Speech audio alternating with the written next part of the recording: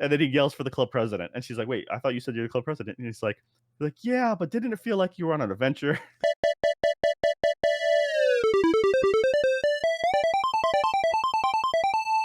Hello, and welcome to another Dead Pixel. We're a podcast about games, anime, entertainment, life, a little bit of everything in between. I'm your host, as always, Joe, and with me, Master Cartographer Nick. How you doing, Nick? That is actually pretty funny that you should say that because I have definitely drawn some maps for Dungeons and Dragons, and they're pretty good. They're pretty good. They're not great though, so maybe master is a bit too far. So yeah, Well, sorry. I'm also referring to Animal Well, Mister. Oh yeah. Rewind to last week's. And there's There's zero, no there's map. no map in this There's game no at map in all. that game. I still don't Within believe. 5 minutes, you find a map. I think that there probably wasn't a map until after the podcast, and then I posted it, and they were like, "Shit, we got to put in a map," and they did, and that's when you started the game up. Yeah, man. I guess we can just go ahead and just get the elephant in the room out of the way now.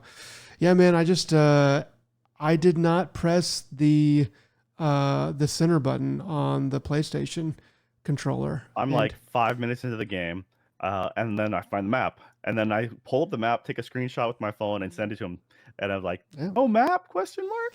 yeah, I kind of the game, being in kind of.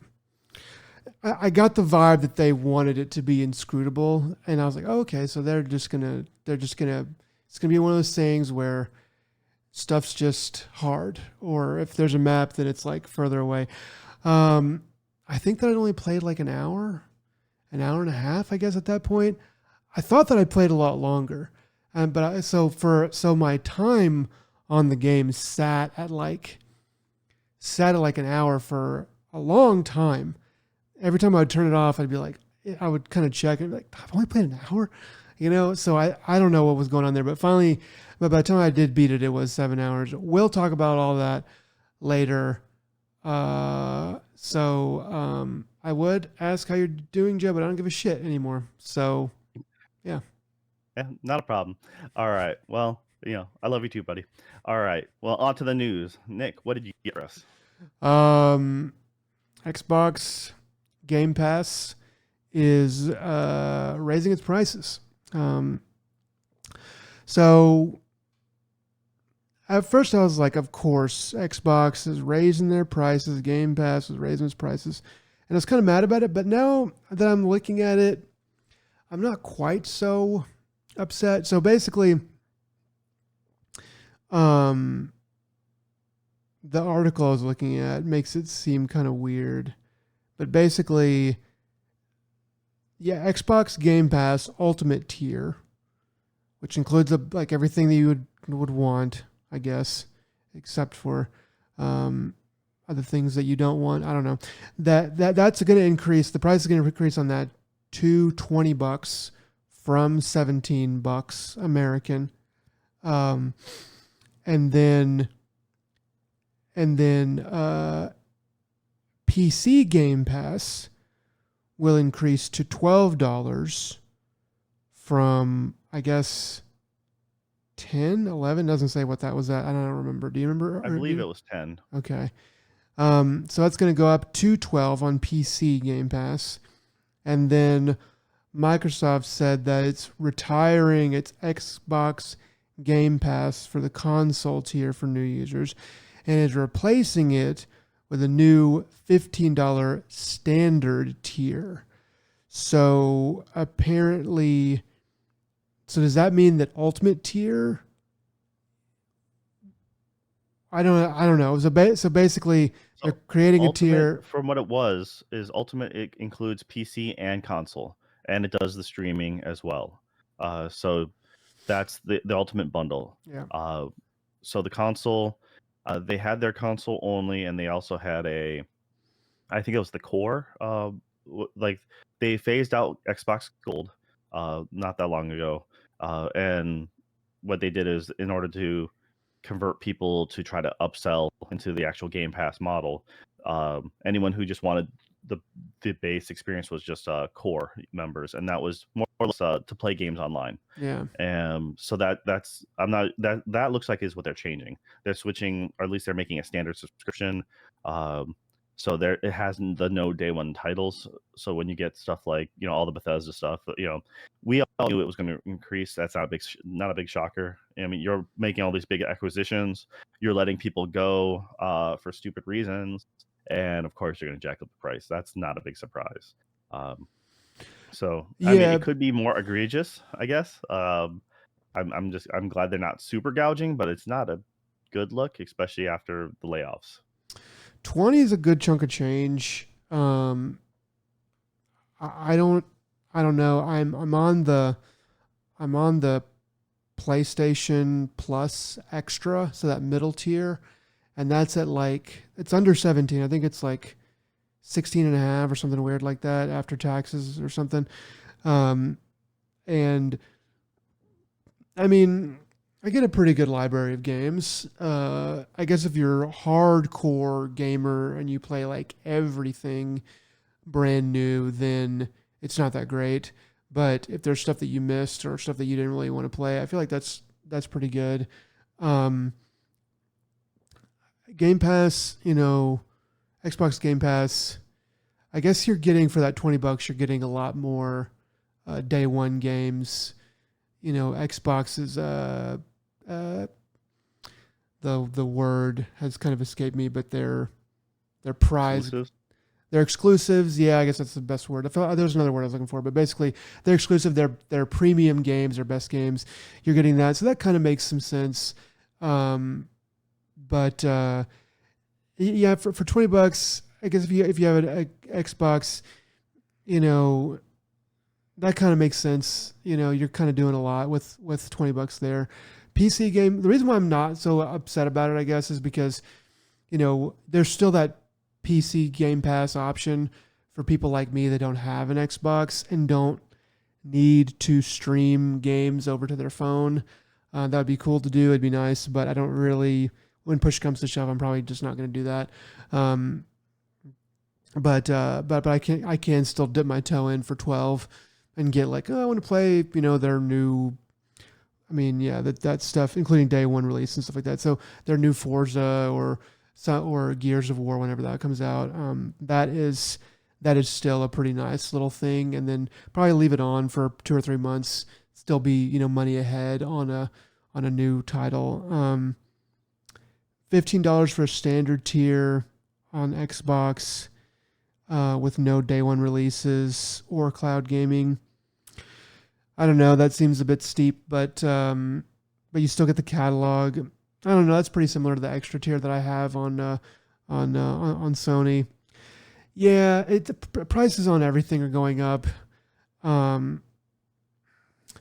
guess it's not so bad. It just always sucks when stuff starts costing more, and I just feel like a lot of the Xbox stuff, the actual games you get, is a bit watered down. But then again, I haven't really revisited it since they bought Bethesda and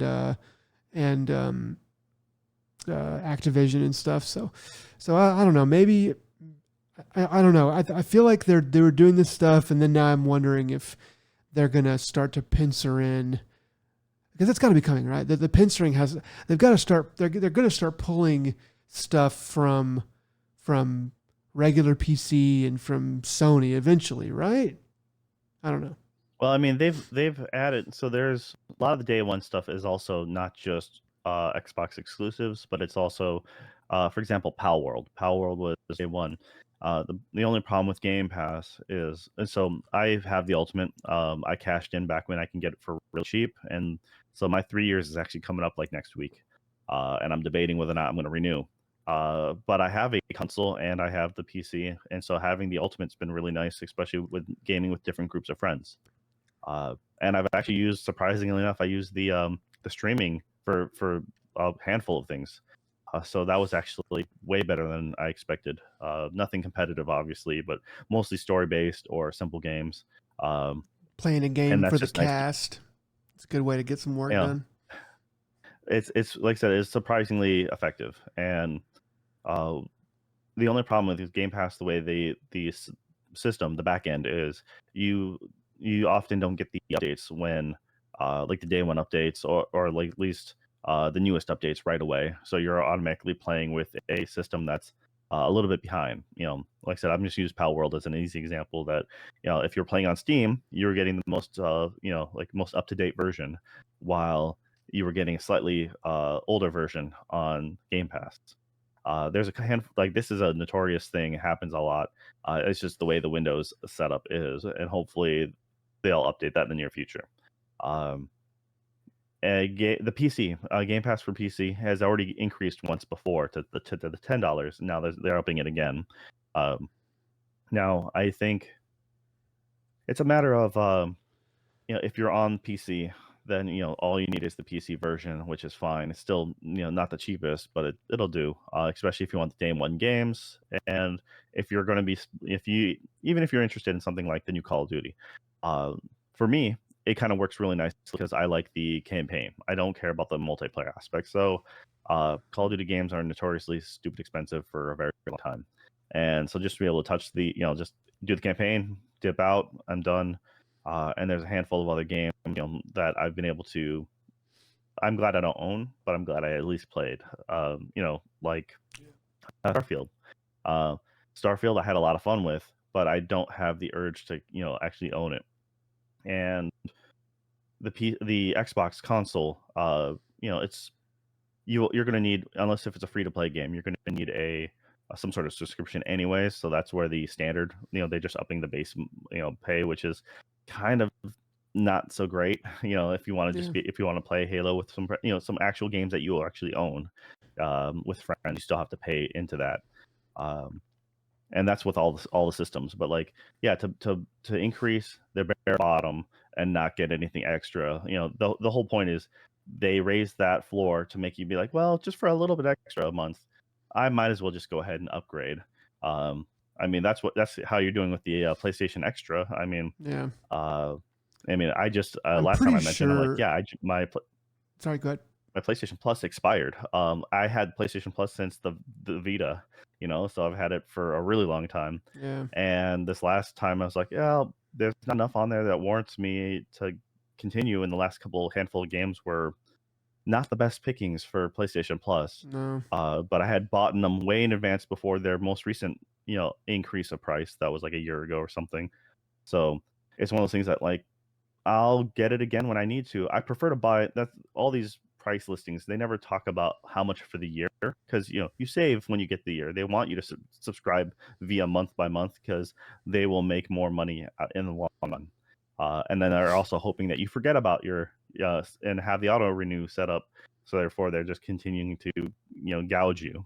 Yeah. So that's kind of where that's why I always do yearly, and then I always make sure I don't auto renew. So, do you know if there's a discount? As I didn't see in the article, if there's a discount for like a year subscription without doing any tricks? There is currently like Okay. the year amount is always cheaper, like it has Okay. been. I haven't seen any articles talking about the new price increase and what it's going to be officially for the year. Yeah. They just talk about what it is via month. And yeah, I get, because even though if you do the math, you're like, oh, it's cheaper if I do the year. But to see that large amount, um, if you're seeing like 100, like $200 or something like that, or It's like, 150, yeah. that will scare people away, because they're like, whoa, wow, that's what I'm paying a year. Like they don't think about that. If you think about it month by month, oh, $20, that's like a couple fast food meals or something like that. And if you're pretty sure you're So going to use it 8 months out of the year, then it's kind of worth it, or whatever. But I haven't signed up for. I'm playing month to month on the PS Plus Extra because I'm pretty sure I'm going to turn it off here pretty soon. Either that, or I'm going to figure out, okay, I have a good reason to keep this going, and I will go ahead and do that. But like, there is also I don't know, kid aspect. I just always think of like a 14-year-old kid who goes to their mom, is like, "Can I get this?" And her mom's like, just like, "We don't have money for that. We don't have money for $120 or $150 a year, but we do have enough for 15 this month." And so, yeah, We can get it this month and next month, and then we got to turn it off. And kids like, okay. And so I just imagine that that's like, there's probably a lot of people that actually end up doing that or end up in some situation kind of like that.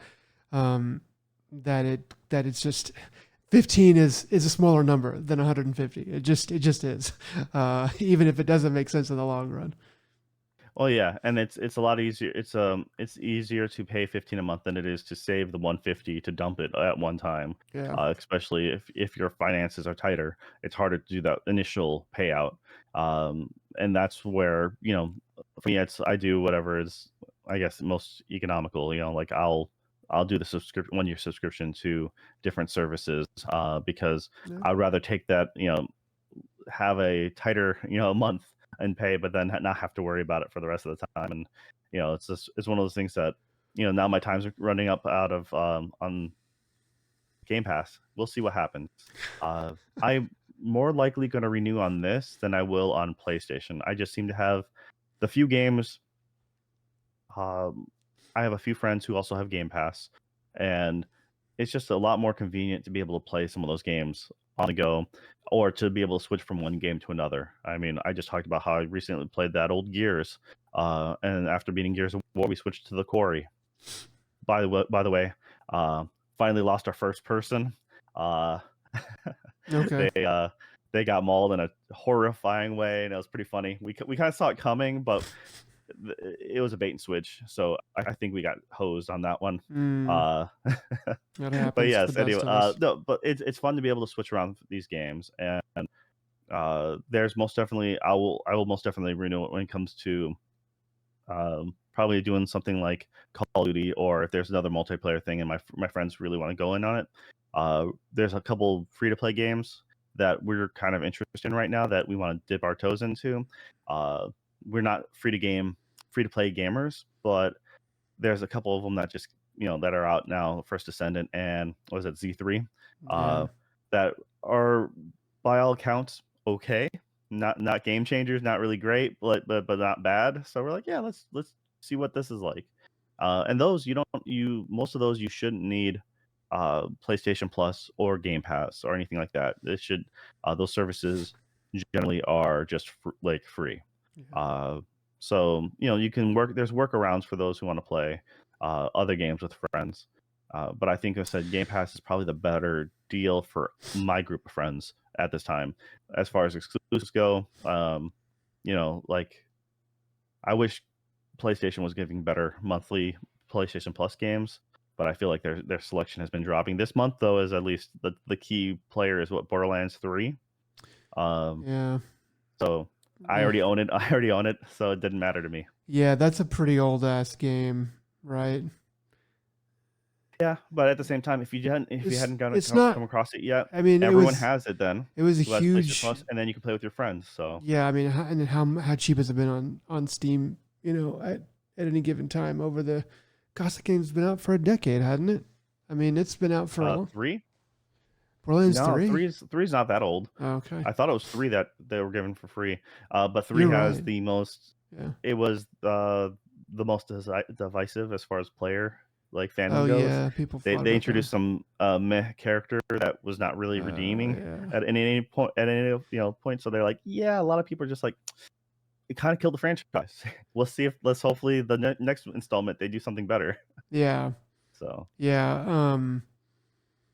Man. Yeah. So I don't know. Are you familiar with the concept of a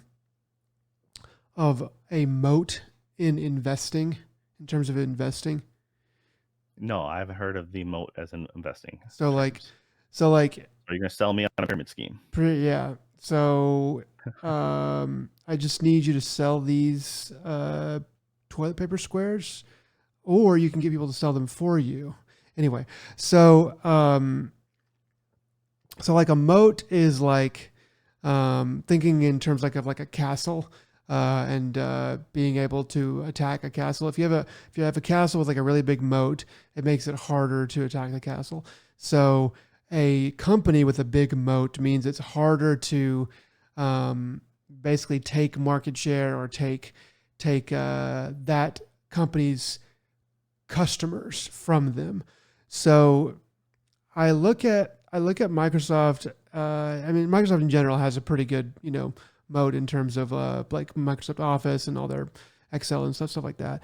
But Xbox, I just look at it and I'm just like, I don't really think that you guys have a very good moat, um, because they give away their exclusives basically with Game Pass, and just like, so it's like Steam kind of has this part and like Sony has this part, and I've I've kind of always hinted at this, or kind of beat around the bush about this, and I think I finally landed on why I just scratch my head at some of the things that Xbox does, and this is part of that, part of that thing. It's like they're raising prices, and that's why I just keep looking for them to start pulling back their stuff, their Activision stuff, their Bethesda stuff from PlayStation and PC, or trying to do something with it. Because I'm just like,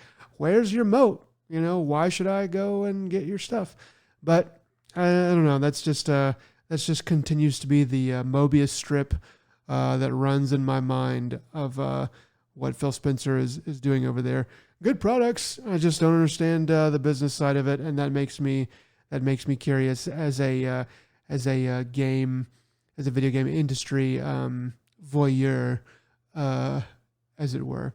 So anyway, yeah. So that's all that I had to say about the Game Pass raising its prices. You have anything else on that, Joe? No, I mean it's like I said, it's everything's going like you mentioned, all the prices are going up.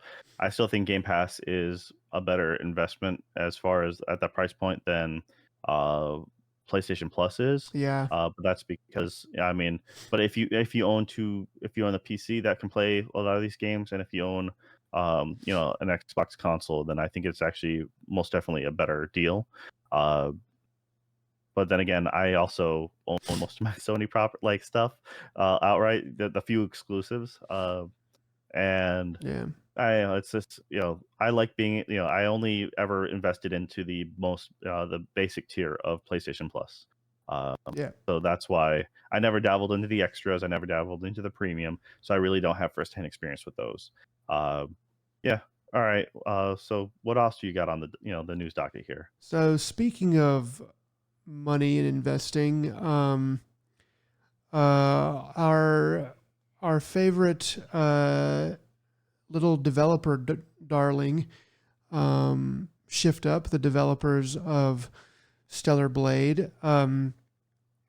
They are a South Korean company, if you didn't already know, and they are issuing they have issued a initial public offering, an IPO, which basically means they are taking their company public, and letting people buy stock and stuff like that.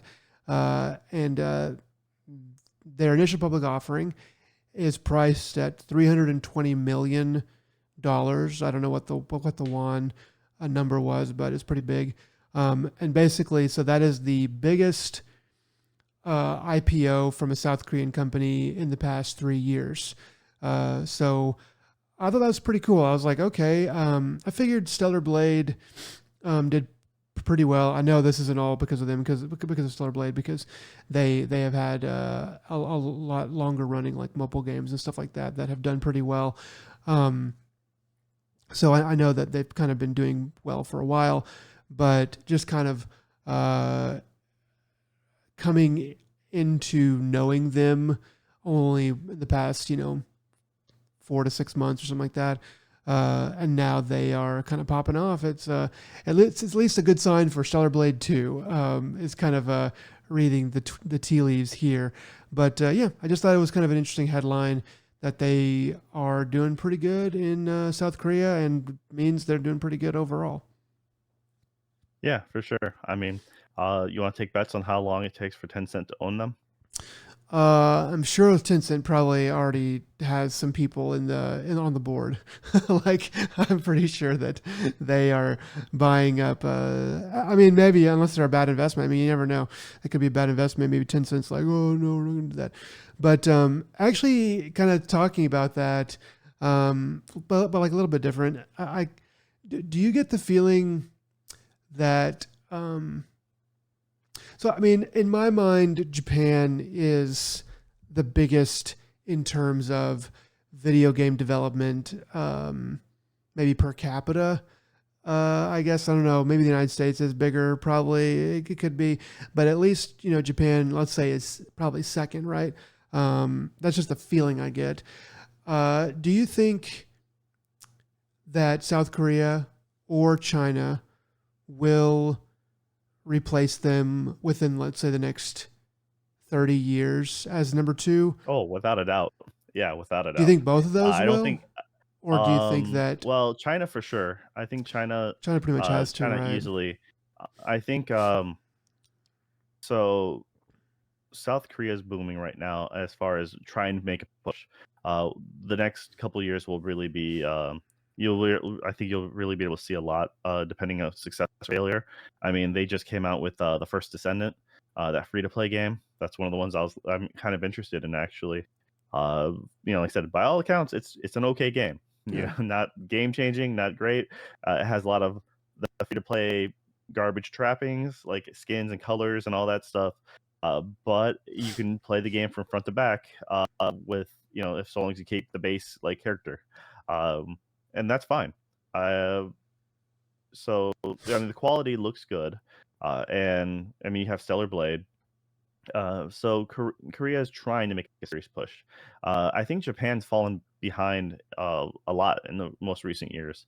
The last generation, I would say, like you can really see that America and the West as a whole, but like has really started to pull away from them. Yeah. They have better support for the indies titles. The a lot of major companies aren't backing the way they should, or some of them are just fizzling out. Sitting on their laurels, as it were. You have companies like Konami who are just a ghost of what they used to be. So I think Japan is in a slump. I mean, they're still making great stuff, and there's still very much things to be excited about. But as a whole, I think they've been on a downward trend, and that's why I think China is just chomping at the bit. They have the manpower and like the the technical know-how. Yeah. Sanctions be darned. They're still going to make stuff, and I think they are most definitely going to come out, especially in the next 30 years. I'd say in the next 10 years, it'll be uh, really relevant then. I, So I, yeah, I, that's just that's my personal feeling. I think you're right. Yeah. I mean, China is just such a massive country. And as they, become more developed and stuff like that, they're getting more into games and making higher quality games and stuff like that. But I think I kind of wonder, and I think it's maybe a coin flip as to whether or not China and South Korea will make the kind of games that we like. Because I know there's already a lot of games that come out of there, but and maybe I just miss that they're Chinese made or that they're Korean made, but I kind of feel like the kind of games that we like the old school type RPG single player games, single player experiences, and just Nintendo's type games, Sony PlayStation type games, if that can be really a type, you know, that I haven't really seen a whole lot of those coming out of Korea and China. So I just wonder if maybe they're going to go in a different direction because culturally it's just a little bit different, and they're just going to be like, we're not going to like directly compete on that route. So maybe it'll grow slower over time. But yeah, like as far as like I don't know, South Korea may not just because it's a smaller country, but China, yeah, I mean, almost certainly is gonna probably have just as many of those kind of games, and then have even like a larger other market of games because of it's just a massive country. I don't know. Yeah, I I just mean, wonder about well, that. I see what you're talking about, especially when you look at their previous gaming habits of like mobile first, essentially, and based on certain uh, rules and regulations behind game making or like content of games, they can't necessarily make a one-to-one example, for certain games. But I think the fact is, the gaming landscape is changing, often enough. So what may not be hitting right now in the same vein, there'll be other things that take popularity. I mean, Yeah. a lot of people are getting open world for a while now, but that's because as our console tech got better, open worlds became more easily accessible to everyone else. And but if you look at how if they niche down, Stellar Blade is a prime example of a certain type of game that really wasn't capable of being made too well by only a handful of games could possibly come up with something like that in the past. Um, like I said, it could have been something along the lines of Platinum or something like that. Uh, but now more people can easily make it, and I think like I said, it's hard to predict the next trends, but especially with the new consoles coming out within the next 2 years, a year or two, uh, or at least they're half step consoles, and then you're get like the Switch 2 coming out theoretically 2025, and then in a couple years from there, you're going to get the new the actual PlayStation Microsoft. I think that it's going to be more realistic for China, for example, for sure, to be making, I guess, entering the big leagues, as you want to call it, or something like that. Uh, With like, you know, I'm just thinking like Black Myth Wukong. That's kind of I don't know. I feel like it's like it's a bit of a flagship game for the nation of China, because it's kind of starting to compete on a like Unreal Engine 5. Really, really good gameplay, really, really good graphics. Probably going to sell pretty well, kind of level. So I'm just wondering, like that's yeah, sort I of the kind of hope place it they're going. does. Actually, really do, because I think having more players in the space. I mean, granted, it's one of those uh, give and take, right? I mean, we have more and more people are making games all the time, but there's more that competition sometimes is bad for them because it's harder to get noticed. It's much pretty much like the YouTube industry, right? Or any entertainment. The more of a thing is out there, the harder it is to really succeed. And the whole cream rises to the top doesn't necessarily make it doesn't really apply anymore because there's just so much variant out there. Because yes, something exceptional will still rise to the top, but there's plenty of really good stuff out there that just never gets noticed because it happened to launch the same time frame as something else and just gets buried. Yes, the very peak will always be there, or the very best advertising and marketing will always be noticed. But Well, other things that were well, like I mean, it just the depends. B rate or the double A games, those are Like still the harder to cream see. will rise to the top. It's just a matter of whether or not it rises before the company has to declare bankruptcy. Like Or they're bought out and then shut they're down. bought out, shut down. I mean, it will rise, but you may not get a number two of that of that series, and you'll have to wait for the another company to create a spiritual successor. But yeah, like I see what you're saying. Like it is there is a, I mean, video games as a medium, it feels like it almost might break into other, like into other mediums. You know what I'm saying? Like if I feel like it might be like, well, there's the one player games and then there's like the online games, um, and they're kind of just totally different animals. So much so that like they don't really like. Sure, there's always be crossover, but like they don't cross over as much. Almost like two different mediums, like video games and movies or something like that. Well, I mean, Yeah. you're starting to see that bridge, being gapped a lot more often now. And when you got a player like China, I mean, you can see them doing something like creating a new IP and having their own show to go along with it. Something them hosting something on Bilibili. It's just like they are. Bilibili is producing more anime all the time now. So yeah, it Yeah. is kind of interesting, and I can see them. Yeah, but it depends on how like the West formula goes for the most part. I mean, if things start doing better in the West with our TV, the TV show adaptations and movie adaptations, then they'll be like, yeah, we can do it probably better and cheaper, in a lot of ways, or at least to their taste, to their market. The Yeah. question is whether or not their market tastes are will correlate to ours, because like I said, there's a lot of um, first there's a lot of shooting games out there that are the multiplayer aspect that we don't really see a lot of, or we don't get a lot of coverage on this side. But that's because we're not, that's just not where the servers are, or where not the interest is. So I don't know. For now, I honestly but I really do think that China is going to be a bigger player. I think Japan's still going to be relevant, but I just think it's been they've just been on a downward trend, in my opinion, on that. And America, It's hopefully we don't all get bought up by Microsoft. That's all there is to it. yeah.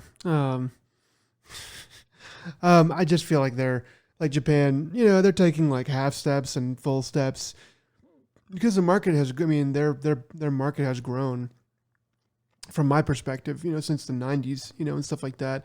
But whether they're growing at the same pace because the United States has definitely gotten, I think, bigger faster. And China and South Korea are definitely growing at even much faster pace than that. So, yeah, it's just one of those things. I don't know. I was just kind of wondering about it. Yeah, I look at it as the tech industry, like TVs and stuff. Sony used to be top dog. Korea always played, you know, uh, younger sibling trying to catch up. They Mm, eventually did catch up and surpass them, but then they got stagnant, and then also, and the next thing you know, China is coming in and passing them up in a lot of ways for equal quality, maybe a little less, but at a better price point, which then makes up for the lack of quality. So you're like, yeah, I'm willing to take a hit on my TV or my appliance or something like that in order to have that extra cost so, savings. So I think China is most definitely a legit threat. I think Korea is always a threat to Japan until they get complacent, and yeah. then yeah. So that's almost any group, any company, anything like that. It's like yeah, when you finally the moment you get comfortable, there's no more innovation.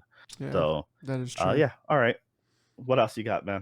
Two other smaller things here. Riot Games canceled plans for a Smash Bros. Style fighting game. I think I saw this on Video Games Chronicle. I don't know. I just thought that was kind of cool. I like the characters in League of Legends. I'm assuming that's what it would be coming from. But even like if it was like from Valorant or whatever the other games are, which I've never played, then that might be cool too. They do a pretty good job of making pretty cool, interesting characters. You maybe don't like the oversaturated. That's what I hear a lot about is people don't like the oversaturated kind of nature of those games. But I do. I think it's kind of comic booky in a way, which I sort of grew up on. So um, anyway, I just kind mean, of I didn't imagining. care about League of Legends, but Valorant has been it's interesting. It's just not my if I'm gonna be love it or hate it, Overwatch did a thing well, and it's very similar to Valorant. Or Valorant modeled themselves after Overwatch, and I'm like, unfortunately, I'm just not in that multiplayer space, and that's where a lot of their Yeah, its major games are coming from. But yeah, for them to have done a big hero or a platform fighter like Smash, that would have been neat. But also, I'm not a big fan of Smash. of platform fighters. I mean, I Yeah, don't care about Smash. I don't care about the it, Warner Brothers one. it would have been Nickelodeon. it would have been kind of cool though because like Smash Brothers is a bit silly, but it's fun. It's just kind of pure like stupid fun at the very base level. And yeah, there's skill to it. You can get good and stuff like that. Um there is a pretty high skill level to it. I know it gets pooped on a lot by like the real fighters in Street Fighter and Tekken. But at the very least, it would have been like cool. Oh, look at like all these characters on there. Um, and fighting games, they don't really sell super well. So for Riot to reach out and do that and make that, and if it was like hey, let's just screw around and have some fun here, guys, I would have a lot more respect for them as a game developer because I'd be like, okay, they're more, they're not in it just to literally make the big Fortnite money as much as they possibly can. They're in it to kind of make something fun at the very least. They're not quite so money grabby. Yeah, So anyway, I just thought it might be I interesting. think you would have. I feel like with if Valve did it, you'd be crapping all over it. Like kind of like how they were doing that hero shooter. Um, But I look at I hero shooters as like a money grab, and I don't think that they're good. I don't think hero shooters are core old school arcade games. That's what it is. It's old man Nick coming out. I just have respect for fighters because I think it's I just think it's cooler. It's like mano a mano. You Yeah, but know, that's not what Smash Brothers is. but Unless if you're in I unless know, if but you get it's the not hyper just niche, that. you Like know. fucking Overwatch is, they're printing money, pretending to make a sequel so that you don't notice that they tricked you into paying for the first one. Like I just look at that as like money grabbing. A fighter is like, hey, we're not just doing this for the money. We're doing this because we love video games.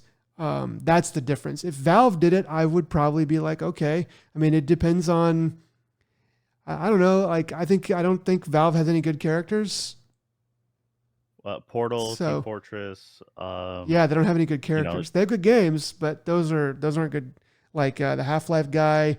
Um, those are. I mean, Portal's not bad. I don't know. I don't really see very many good characters that would be good enough in a fighter, a Smash Brothers style fighter. But I mean, you're that looking to at, me though, like that's to you me. have if you for that realm, you already have a bunch of semi decent games out there. You know, the Nickelodeon Brawl thing, you have the WB property one. I mean, PlayStation All Stars. They made it. PlayStation should have been a success, but they failed on that one. It's like they had all the IP and they Yeah, still didn't make it succeed. yeah. I don't. So I think I it's think it's less a smart about. move not to go in with, and granted they have a million League of Legends characters, but Yeah, how it doesn't really translate for League of Legends to become a fighter.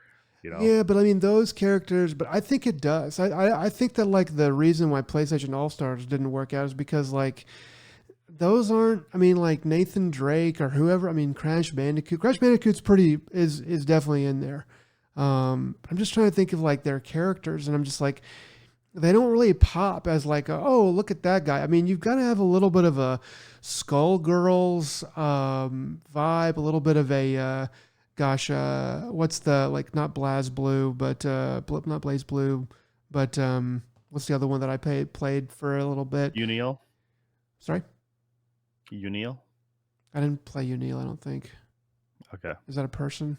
What? no, it's a franchise. Okay. Um, dang it, I can't think of the name of it. Anyway, it's not like I don't know. I just feel like there's an anime fighter sort of quality that you need to have, and I think that the League of Legends characters are more toward that. The Riot Games characters are more toward that, and PlayStation and Valve, they just don't really have that. But I mean, they canceled it, so obviously they just couldn't get it working well enough to believe in it, enough to sell. So that's kind of like the final answer there. But anyway, you've been kind of hearing about the idea of a fighting game from them for years, so this really isn't super big news, super brand new newsy news. But at the very least, I was I was sad to hear it is finally dead, and thought it would be an interesting thing in an alternate universe for it to have come out. I lost you. All right, how about now? There you go. Okay, you're back. All right, so what's the last bit of news you got for us? Last bit of thing, little headline here. Nintendo Switch is now the longest running Nintendo console without a replacement at 2,700 days and counting, I suppose. So, that's they're still selling the Nintendo Switch. That's the news there.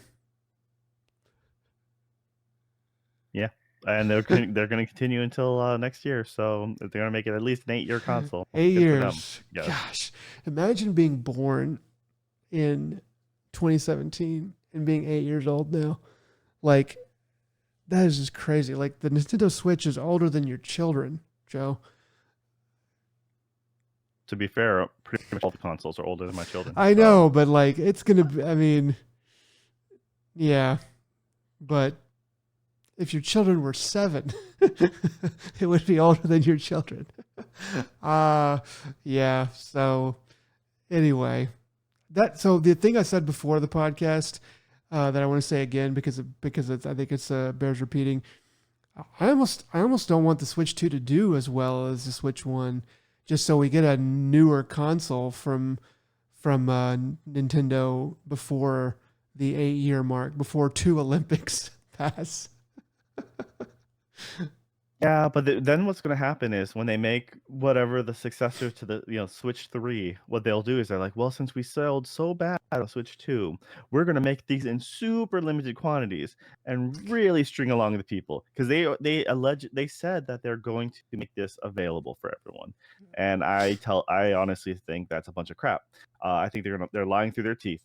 Uh, but if it is available and it is good, then hooray! I mean. Yeah. Uh, Frame generation, a lot of the FSR stuff has really come a long way, and for them to implement, that if they can implement that successfully into the new hardware, that'll give it a better shelf life. Yeah. And I mean, it's been the only reason why I'm disappointed in them waiting this long is because the console was never that great as far as a technical standpoint. I mean, they haven't been for a while, No. but I think that like when you come out with your flagship Pokemon, with a Scarlet Violet, and that runs not optimal. I'll just be polite that way, and that's a bad showcase. Yeah. That is a clear indicator that it's saying, hey, we need to do better. We need to fix this problem. And they're like, well, the other stuff works really well, but that's because that is legitimately first party. Pokemon, which is a system seller in my opinion, they're like, well, they just have to do better. Yeah. They need to make a Nintendo, quality stuff. And I'm like, that's what they need to do is make Pokemon on something else. And hopefully that now that like Power World has come into existence and other things are coming, like riffing off of Power World, maybe it's getting them to change their mind and be like, hey, we need to do more and do better as a company. But I mean, Nintendo, everyone still loves Nintendo. They're still going to make their niche things and make it well, despite whatever hardware it's on. I just wish they had, they were a little bit more interested in tech, just trying to update, trying to refresh. uh you know 8 years is a long time. I mean, 6 years is reasonable, I think. 6 years would have been just long enough for the Switch. Now is 6 years, like you can maybe go a little bit longer with an Xbox or a PlayStation, and that's what they try to do with the, at least PlayStation's going to do that little refresh coming up, and they're like, hey, yeah, this will hopefully make it a little bit better for certain applications. Uh, I think that everyone's trying to make everything last longer because it costs more money to make. Parts aren't as cheap as they used to be. We didn't get a discounted console like we have in the past, and you can blame that on a million other things. From the start of the pandemic to logistics through cost of semiconductors and everything else. Everything's just more expensive. Things aren't as cheap as they used to be. As Jensen famously said, Moore's law is dead. So, but I also think he said that to make it so, which he has the power to, being as wealthy as that company is. And Is it the Intel guy or Nvidia? Nvidia. Okay, Nvidia. Nvidia, yeah. So yeah, he's essentially controlling a lot of, like making a lot of waves, and rightfully so. But I think that we are losing sight of like consumer friendly. But everyone's trying to make everything last longer, trying to get as much money as they can. And yes, it is nice not to refresh your consoles as often. I mean, that was always the argument of my parents had. You got the Nintendo, like, well, in a couple of years, they're going to be a new thing. Super Nintendo came out, and then like you wanted the PlayStation or the 64. You're like, well, there's always a new thing just right around the corner. I mean, and that's true. Like that is kind of one good thing about it is like, I mean, from a parent standpoint or from that side of a consumer standpoint, it's like you don't have to replace your console every 5 years, now, or you're probably not going to have to. You're going to be able to make it last longer because that was the big thing with the Super Nintendo is, yeah, I think where parents were like, wait, what? You can't play the old games on the new thing? It was like the 80s. So people were just like 80s, early 90s or whatever. People were just like, just didn't compute with people back then because they just hadn't had to deal with that yet. And it has always been a little bit of a dark spot in the industry. So that side of it is kind of good, I guess. That's kind of the silver lining there. But anyway, yeah. So that's Nintendo. I think I lost you. Okay, you're back. Discord and OBS are having a fun time on my end. They're bickering again. Okay. Anyway. Yeah. So as far as the back then it was literally format changing, right? You have that in any form of media, from A track to cassette to CD. You had essentially Beta, Max, VHS, DVD, Blu-ray. So back then you're changing from floppy disks, cartridges, so on to CDs, and but now with the technology being as compatible as it is, at least you have the library that you can transfer with most things. And everyone's looking at transferring libraries going forward. Nintendo is the only dark horse still. They kind of let you do that a little bit from the Wii to the Wii U, but then of course dropping everything from and you can do that a little bit with the DS line of stuff.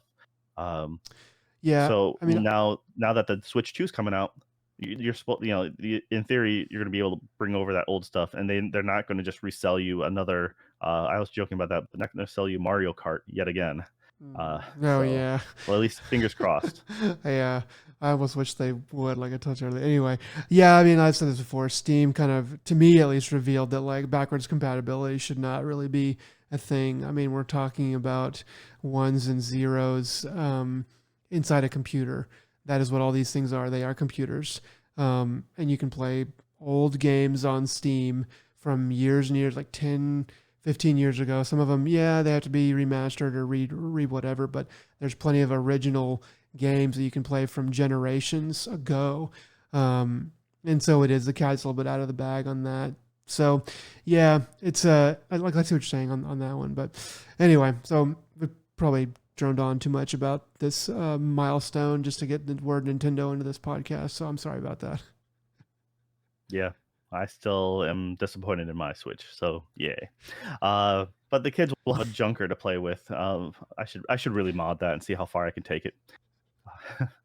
All right. To now, games that we've actually been playing. So you mentioned this last time, how Animal was a meh game. You put in a few hours in it, and there was no map, and you really didn't like it. And then you found out there's a map, and then lo and behold, you put a lot more time into it now. Well, I think I told you about this when we were talking about off the cast. So yeah,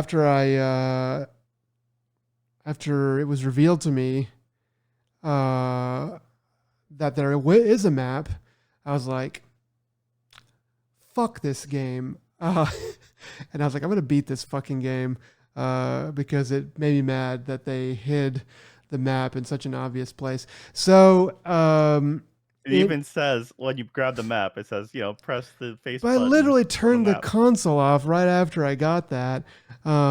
It shows you that there's a map, but doesn't tell you where it is. How am I supposed to know?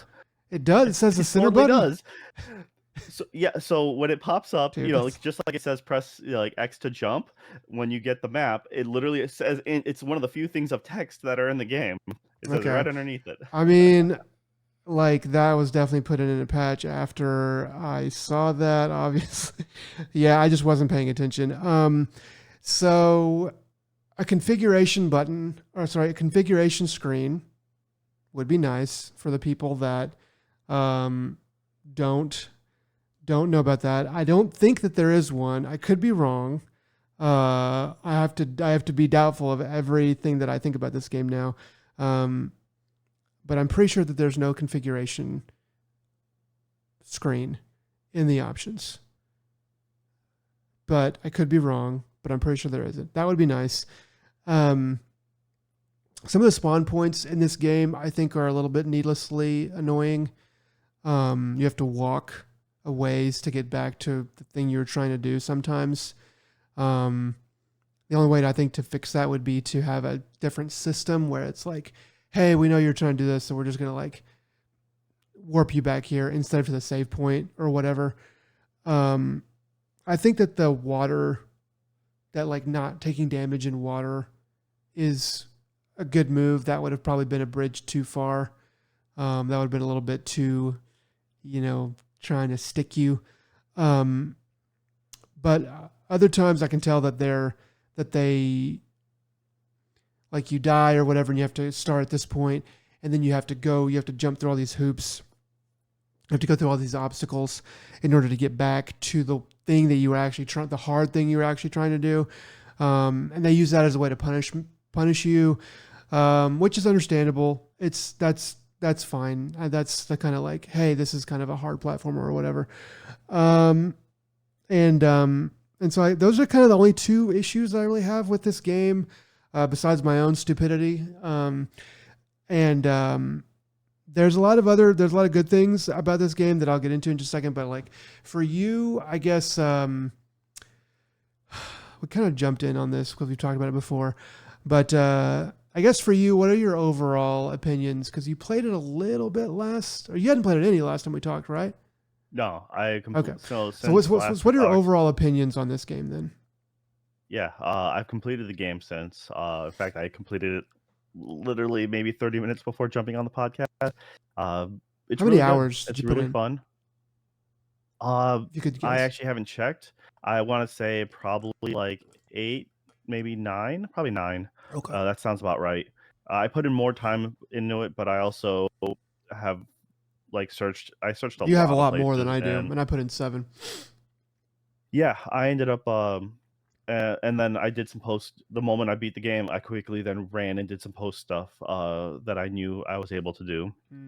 And yeah, the game has. I feel that it's the first thing I did is I jumped in the water. That's the very first thing I did when I play these games. I'm like, okay, what kind of fall damage or what kind of thing happens? And yeah, super glad it just respawns you right there.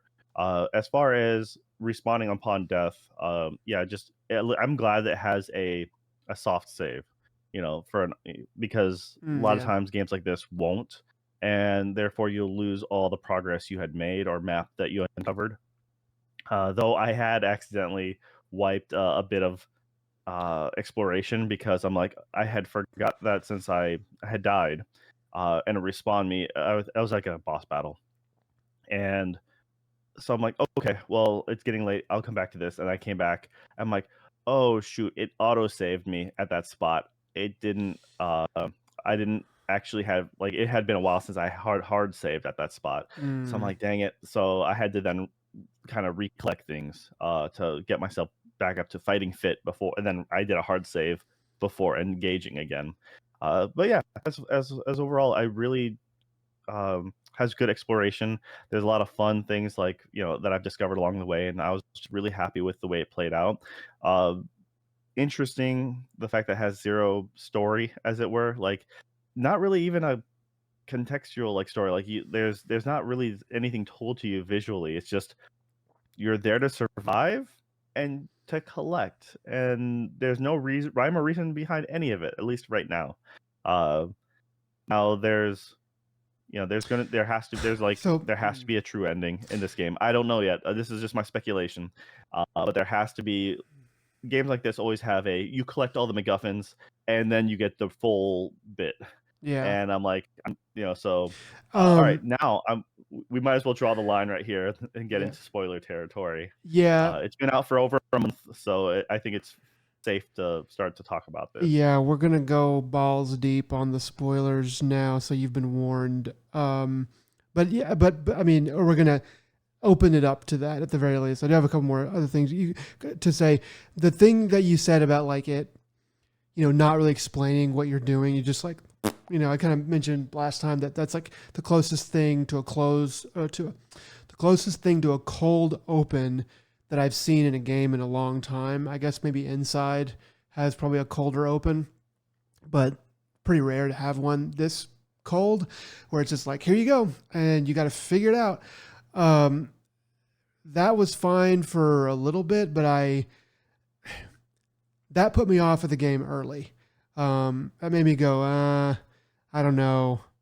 It just made me not patient with the game. It made me go, I don't really know what I'm doing. I don't know why. There's no map. And I just kind of just like, I don't, kind of throw my hands up at it a little bit mentally.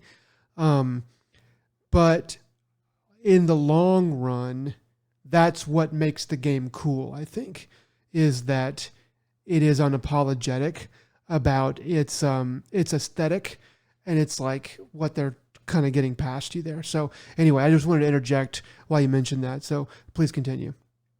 Yeah, not a problem.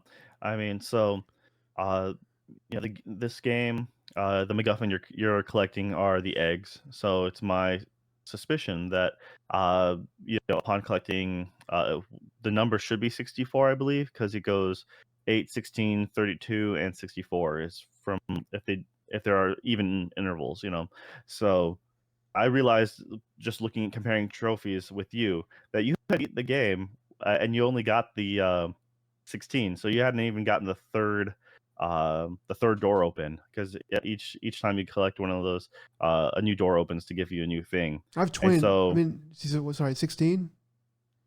yeah, you got 16. You had at least between 16 to 32 eggs is Oh, somewhere I have what you 29. got. I'm at 29 eggs. So yeah. Yeah. What is So behind once you the got third door and the fourth? Do you know third what door is yeah, go ahead. yeah, for sure. I most definitely know. So you get a top, spinning top.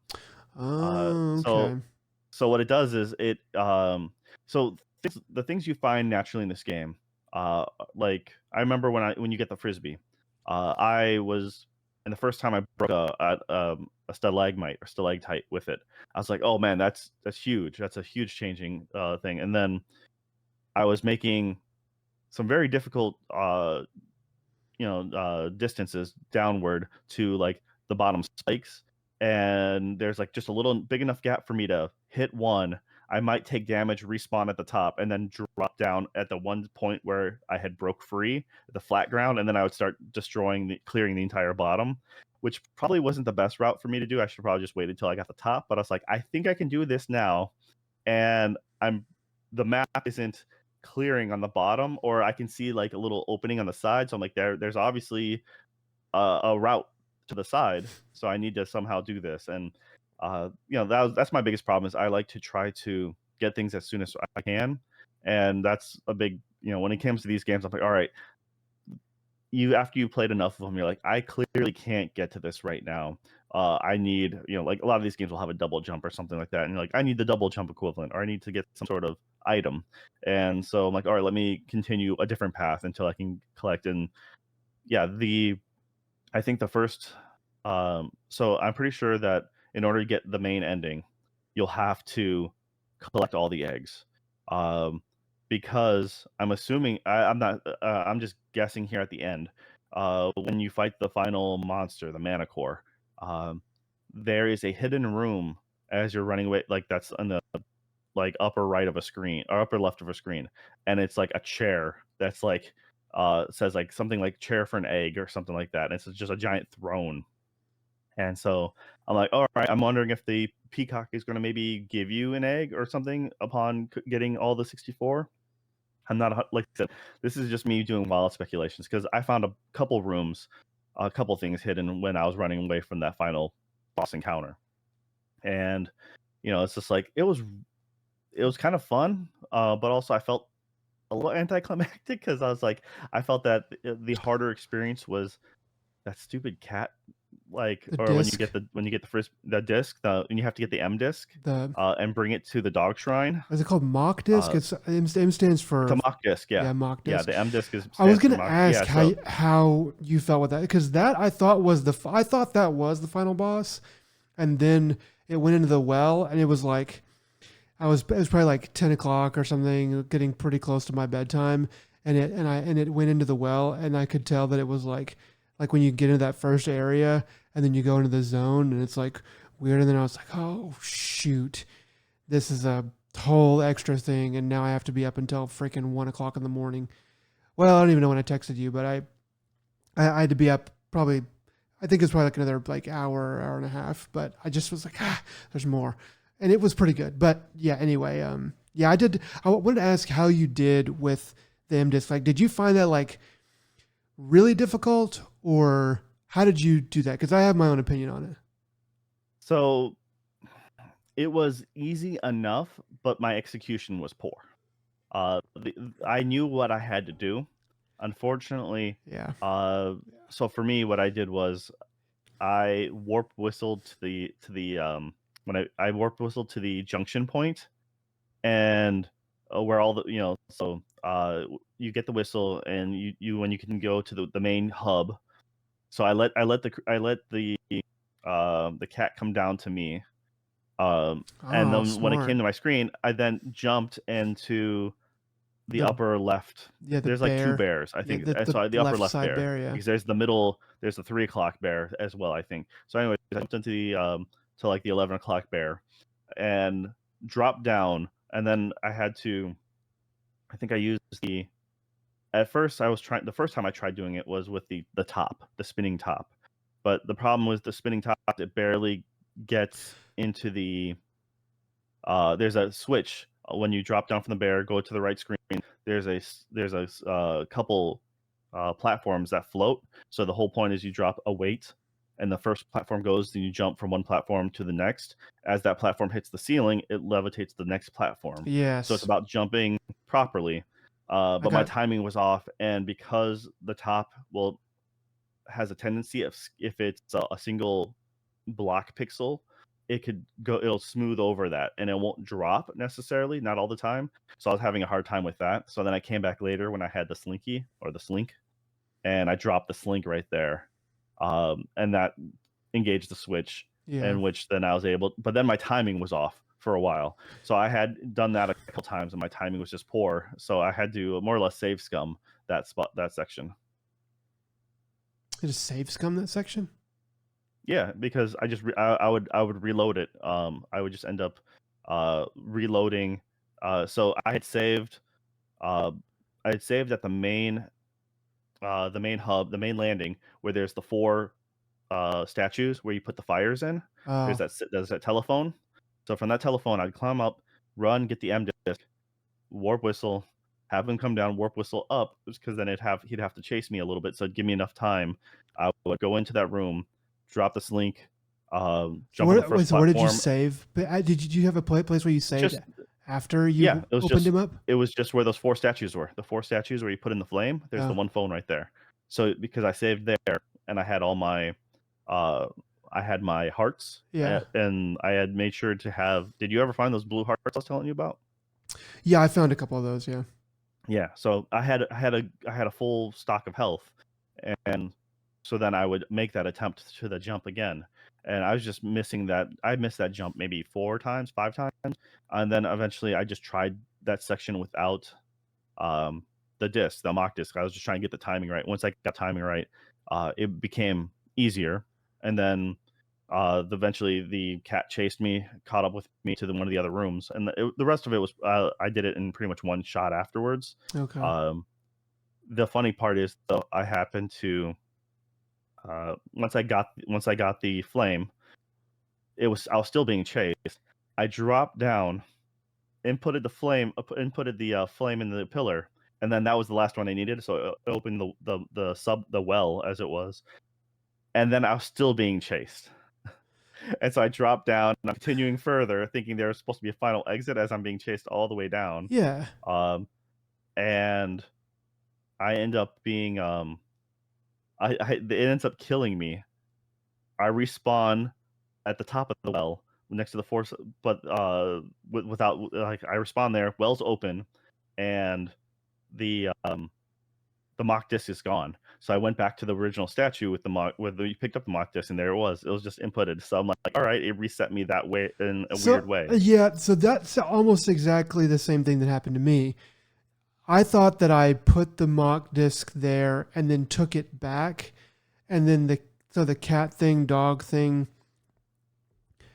kept following me because of something I messed up. So I don't understand, like, because like I don't understand why it chases you until you die, but then you don't have to, you don't have to beat it again. Well, I what it does is it saves your state. The fact that you would have probably hit the phone or been right next to the phone when you input the dog flame. Yeah. Um, I mean, I'm calling it a cat spirit because it looks like the cat from House, the horror movie, Something I read and online said it was a dog, but I'm like, that clearly looks it's like a freaking cat to me. well, it is. It makes sense that it's dog because it's the dog shrine. But once again, if you look up the horror movie House, that is one to one like the The same same thing. Okay. glowing Yeah. eyes and face. Yeah. And I'm like, call it what you want. It's a cat. Um, so, anyways, I thought that maybe I picked it up as well, like when you input the disc, but for some reason it just didn't stay. But all I know is I was at that point I had one health left, and so I was dodging and weaving. So I quickly went down, grabbed the flame. It was still chasing me because I'm like, maybe if I get the flame, like that light will make it go away. And no, that didn't work. So I just kept on being chased the entire time. Like maybe if I put the flame in the statue, and then the hole opened up. I'm like maybe if I Yeah. jump in the hole, maybe there's another thing. I And then eventually yeah. it just chased me until I So died. so actually Um, so my thing, I didn't even think to use the warp whistle. Um, I my thing was I saved, so from where you get the M disc straight up and to the left, as you as you come, so like there's a save point and you can basically just drop down, straight down, grab the disc and keep going. And so oh yeah, okay, I know what you're talking about. Yep. so I would drop down, keep going right and just keep going. And then I just did everything, I guess the way the way I thought the game like wanted you to do it. I thought you could maybe go left and have a different set of obstacles, and you can, but I just thought that the way If you go right. left, you have to crank the one weighted pillar box. And so if you go left, you have to then crank, avoid the dog, go underneath, and it takes you much longer. So you're better off going to the right, No, climbing up. no, I had to do that anyway. And Oh, in my route, because what I had to do is I had to zigzag. I had to get the desk, keep going right, go up. That's part's easy. Cut back left, get to and then go over the 3 dog pit, end up in the 1 dog crank area, and then I always took damage there, but I could make it through. Well, not always, but most of the time take damage there, make it up, and then go to the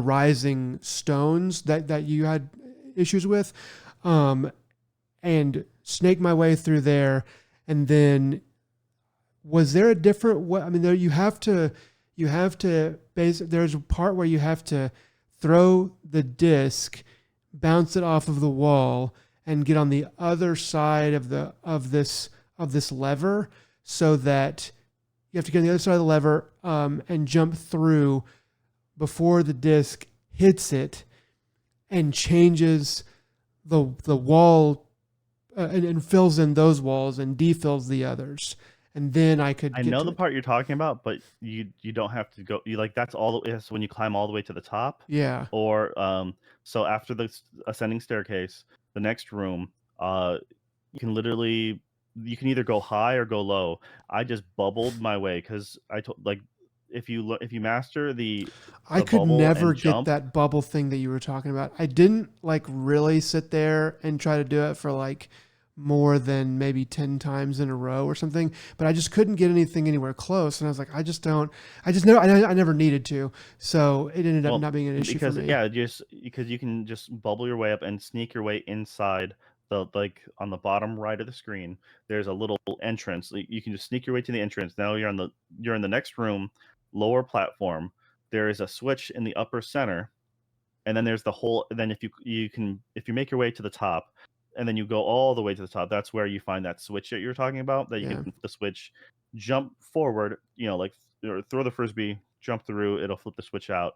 Like you could do it that way, Okay. or run to the right, go up the ladder, and then there's the five drop gates. You just have to, you can um, hit the top switch, drop down, flip the one switch, make your way back up the ladder, and go in. Oh, maybe I I mean, you missed don't even that have to. point. You don't even have to go up and then down. If Okay. you I might bubble have. jump right, you can just hit that platform on the bottom, flip the switch, and you can just avoid pretty much everything on the top part of the screen. Just go to the ladder, go up, and go to the right.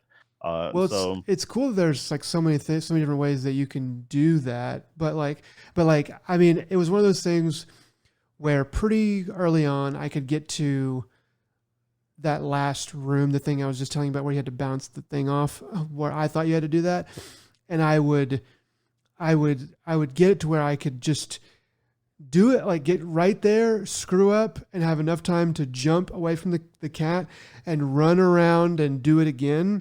And I ended up dying a couple times that way. And finally I hit it. And then I swear to God, the cat moved in a different way as I was jumping into onto the last area, in order to go into the room where the disc was. And it's just like, you're just done basically.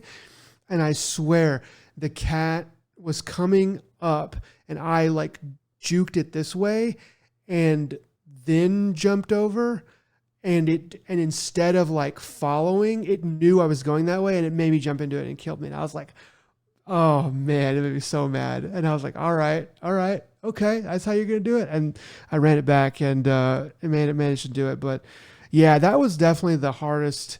That was definitely the hardest sequence, but it also made me feel like, okay, it was pretty satisfying after I was done with it. And pretty early on, I was like, I can do this. I just have to internalize it enough to where it's just done.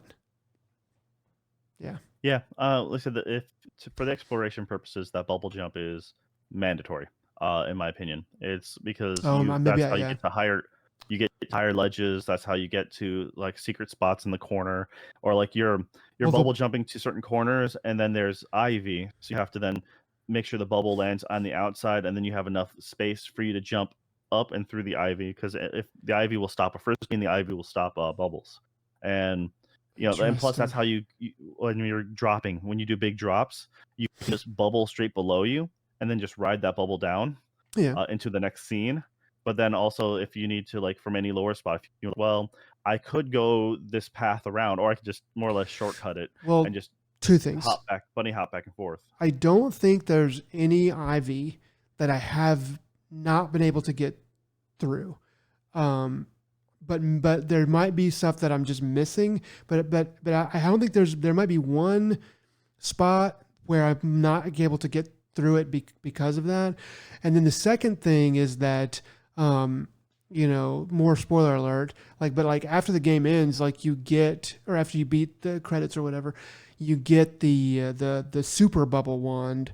It has a different name, I think, where it just creates tons of bubbles, and then you can jump. You can kind of do what you're doing, but a lot easier. It just creates bunches of bubbles, and then you do it, and then you create bunches of bubbles, and then you jump over to that. Wait, how do you get the? Did you hold the button for the super bubble wand? Yeah, you just like when you get the super bubble wand. This is after you get that. What? Yeah, because where did you find that super bubble wand? Because I don't think I have that, or I got it and I just didn't pay attention because I was fascinated by all the other things I got. Well, it's at the end after you beat the Manticore. It's like a Yep, and you go to your house. You get the key to the house. You go inside the house. Yeah, and it's in there. Maybe it's the squirrel. No, the squirrel gives you something. The squirrel drops the stopwatch. The squirrel drops the stopwatch. And the stopwatch. When you hit start, you can see. You can when you hit stop, pause. You can see your timer. The in-game timer. That's what that is. Okay, because I was like, what was that for? Okay, so because I was looking to try to use that, and I was like, I thought it was it's just another one of those like the pencil. When I got the pencil, I was like, you got to be freaking kidding me. I mean, thanks, but like, come on. I guess there's a lot more mysteries that make that pencil more useful. Um, But like, it really does because okay, the map goes around itself. So you will be on the right side of the map, go through it, and then next thing you know, you're appearing on the left side of the map. So it's good to have oh, marker indicators saying, "Hey, this is like exit Z," is what I did alphabet backwards. So this is Z. Z comes out over here, and then Z is connected to these ones. So I would mark or like the room with the bat. Um, okay, so I don't know if you found the if you yeah. So I've on not. the way to the dog place, you would have passed a dark room. There's a candle in the center because I've gotten all the candles. But there's a giant bat in that room. Um, and so like I made sure before because I didn't have a match at the time, so I just wrote down bat or like the giant cat. There's a giant Okay, cat in the because currently I got all the candles and from that, oh, I'm trying to remember what exactly I picked up. Because some of the things I picked up that you because I'm at 54 or 56 eggs, yeah, something like that. So I'm really high up there, but I'm still picking up new items to the point where weird, I thought all you had was those first 8 slots.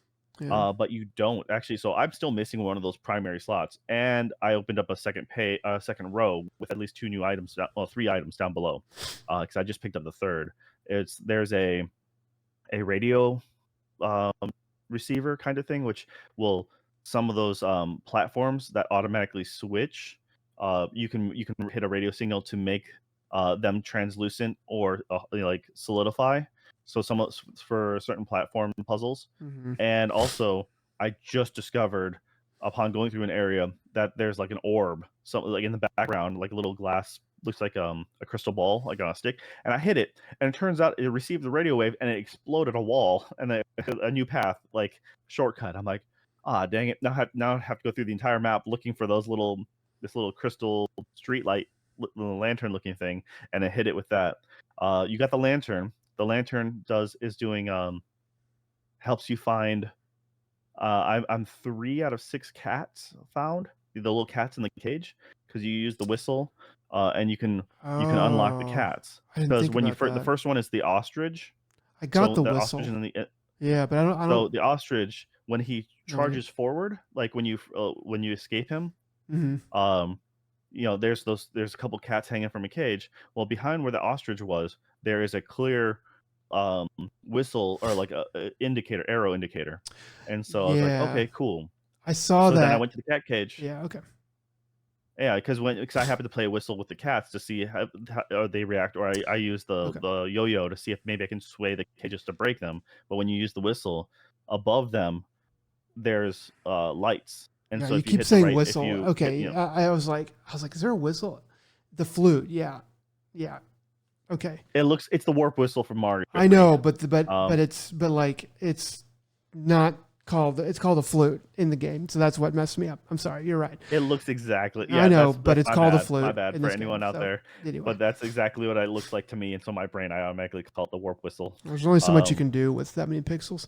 but So yeah, so I mean, but that's the thing is, I freed one of the cats, so I was able to with the light, you can find a couple of them, and same with the top. You need the top to unlock a new area, and then I yeah, found the in the background because I used the flute often in the dark spaces, and I'd play the flute before I had the lantern to illuminate the area yeah, because those music notes light up, and that's how I was able to traverse a lot of those dark spots. yeah. Um, Did it and like? How long did it take you to figure out the otter puzzle? I mean, maybe there's more than one, but there's the puzzle with the otters at the top of the yeah, map. it was like I don't know, it didn't take me too long. Where you drop the slink and then you use the yo-yo and then you have it chasing you, and then the two gates that open. Is that the one you're talking about? Yeah, I Because it's like a pyramid in the middle, and then I yeah, couldn't there's do it with the the switch. yo-yo. That's interesting. I guess you do it with the yo-yo if you stand next to it and then you hold it over that Yeah, area. Okay, that so makes yeah, sense. like Yeah. like hamsters will if you stand on the hamster and you throw the yo-yo, they chase after it. And just like the mice in the wheel, hamster wheels, if you use the yo-yo on either side, I know. it'll Yeah. change the direction I know that of part. I know that part. I guess what I couldn't do is I couldn't I guess if I maybe I mean I guess that's how you did it. Like, so what would you do? Like stand at the top where you can just drop the slink, but yo out. You're pointing it that way, and then you retract it, switch the slink, drop it, bring the yo-yo back out. Oh no, here, this is how I did it. So I would. So first time, so it goes into water. That pillar, that staircase goes into water. So I go onto the right side of the screen, drop this link, it goes into the water, and that noise is what attracts the otters. Yeah. And so the otters are automatically on the right side.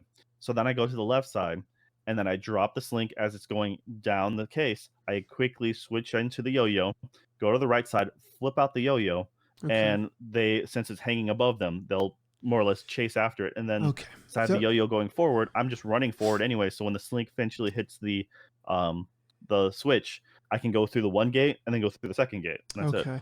So yeah, I was not able to do it that way. I ended up being able to do it with fireworks. Okay, scare The, them away. they're just attracted to the fireworks. Oh, okay. So you throw the fireworks. The problem is there's water around there, so you have to be careful and throw the fireworks. They land low on the stairs, but not all the way in the water. And so that was kind of tricky. But yeah, because like I just kind of kept playing with that, and then I was like, maybe I don't have what I need for this. And I left and I found a few more eggs and came back, and then I was like, I wonder. And then so I Googled it, and somebody had a nice Reddit question. It was like, do I have what I need to do it? And people like, don't tell me how to do it, but do I have what I need? And they told them what they had. And people on Reddit were like, yeah, you do. And then they dropped like a subtle hint, like like a hint that was not a hint, you know?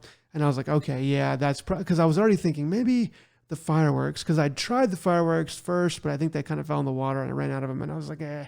So anyway, I was able to do it, but I was just wondering about how you did that one. Yeah, that's neat that you're able to do it that way. Yeah. Yeah, I mean, they have a lot of neat things in the game. I found the Tamagotchi hidden, um, and it's for since you don't do the bubble jump, like because I found a way to get above the four statues. There's a long pillar or a long tube, but you can't get into the tube from the bottom because there's a hummingbird that'll pop your bubble every Yeah. time. Yeah. So you have to get a side entrance from either side, and then you can bubble climb your way to the top. And then you need the spinning top to like drill it to the side to get the Tamagotchi. Now there is a bird on the left side that goes up and down, Yeah. and that blocks you from getting, because if you could get past them, you would then get to the back end of the house. Yeah. So I'm like, because that's how everything loops is.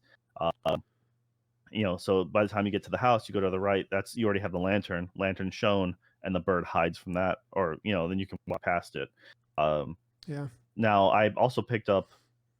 I opened I got all the 9 flames, went through there, and unlocked a new area. Or pretty much anytime you see on the map that there's a big section, like a block of a darkness, and like that is somewhere that is explorable. Yeah.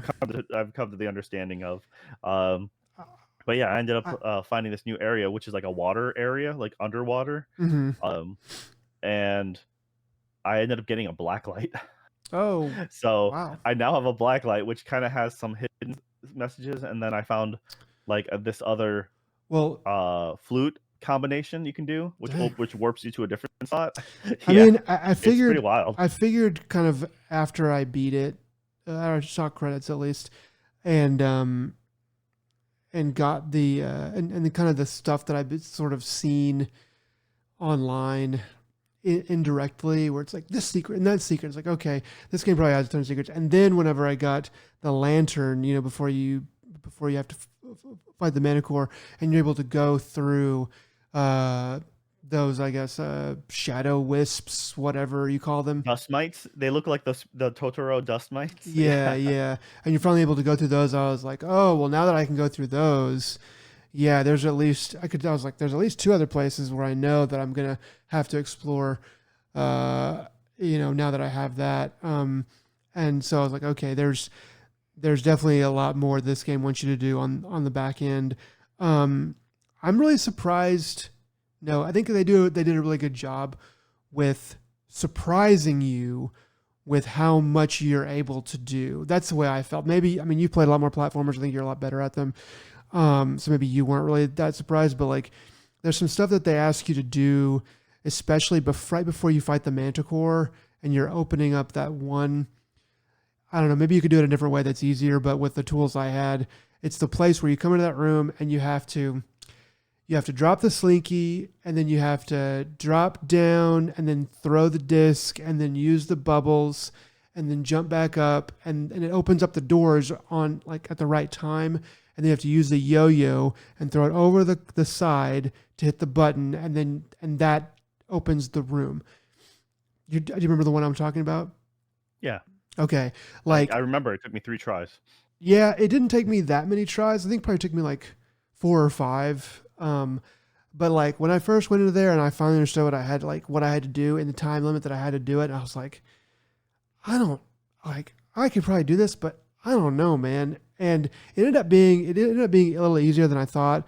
But the cat thing, there's some other things sprinkled throughout where I was like, it's kind of crazy that I was able to do that. I don't know. Maybe that's sort of like I was like, dang, sort of surprised with what they're asking you to do, how hard it seems, and what you're actually able to do. I I thought it was think pretty it's cool. good game design. I think Yeah. that's the thing is they give you the tools and enough time to work with them and enough time to breathe. That's the thing is, um, a lot of old school. This is a quality mark of it, like the old school games is when one of them did them well, it introduced you to a new tool and you would really learn how to use said tool. And just when you pretty much got a handling on that, they'd give you something else, Yeah. and then you'd start to learn to combine and do things like that. So I think, well, that particular one you're talking about, uh, instead, the first time I did it, I actually dropped this.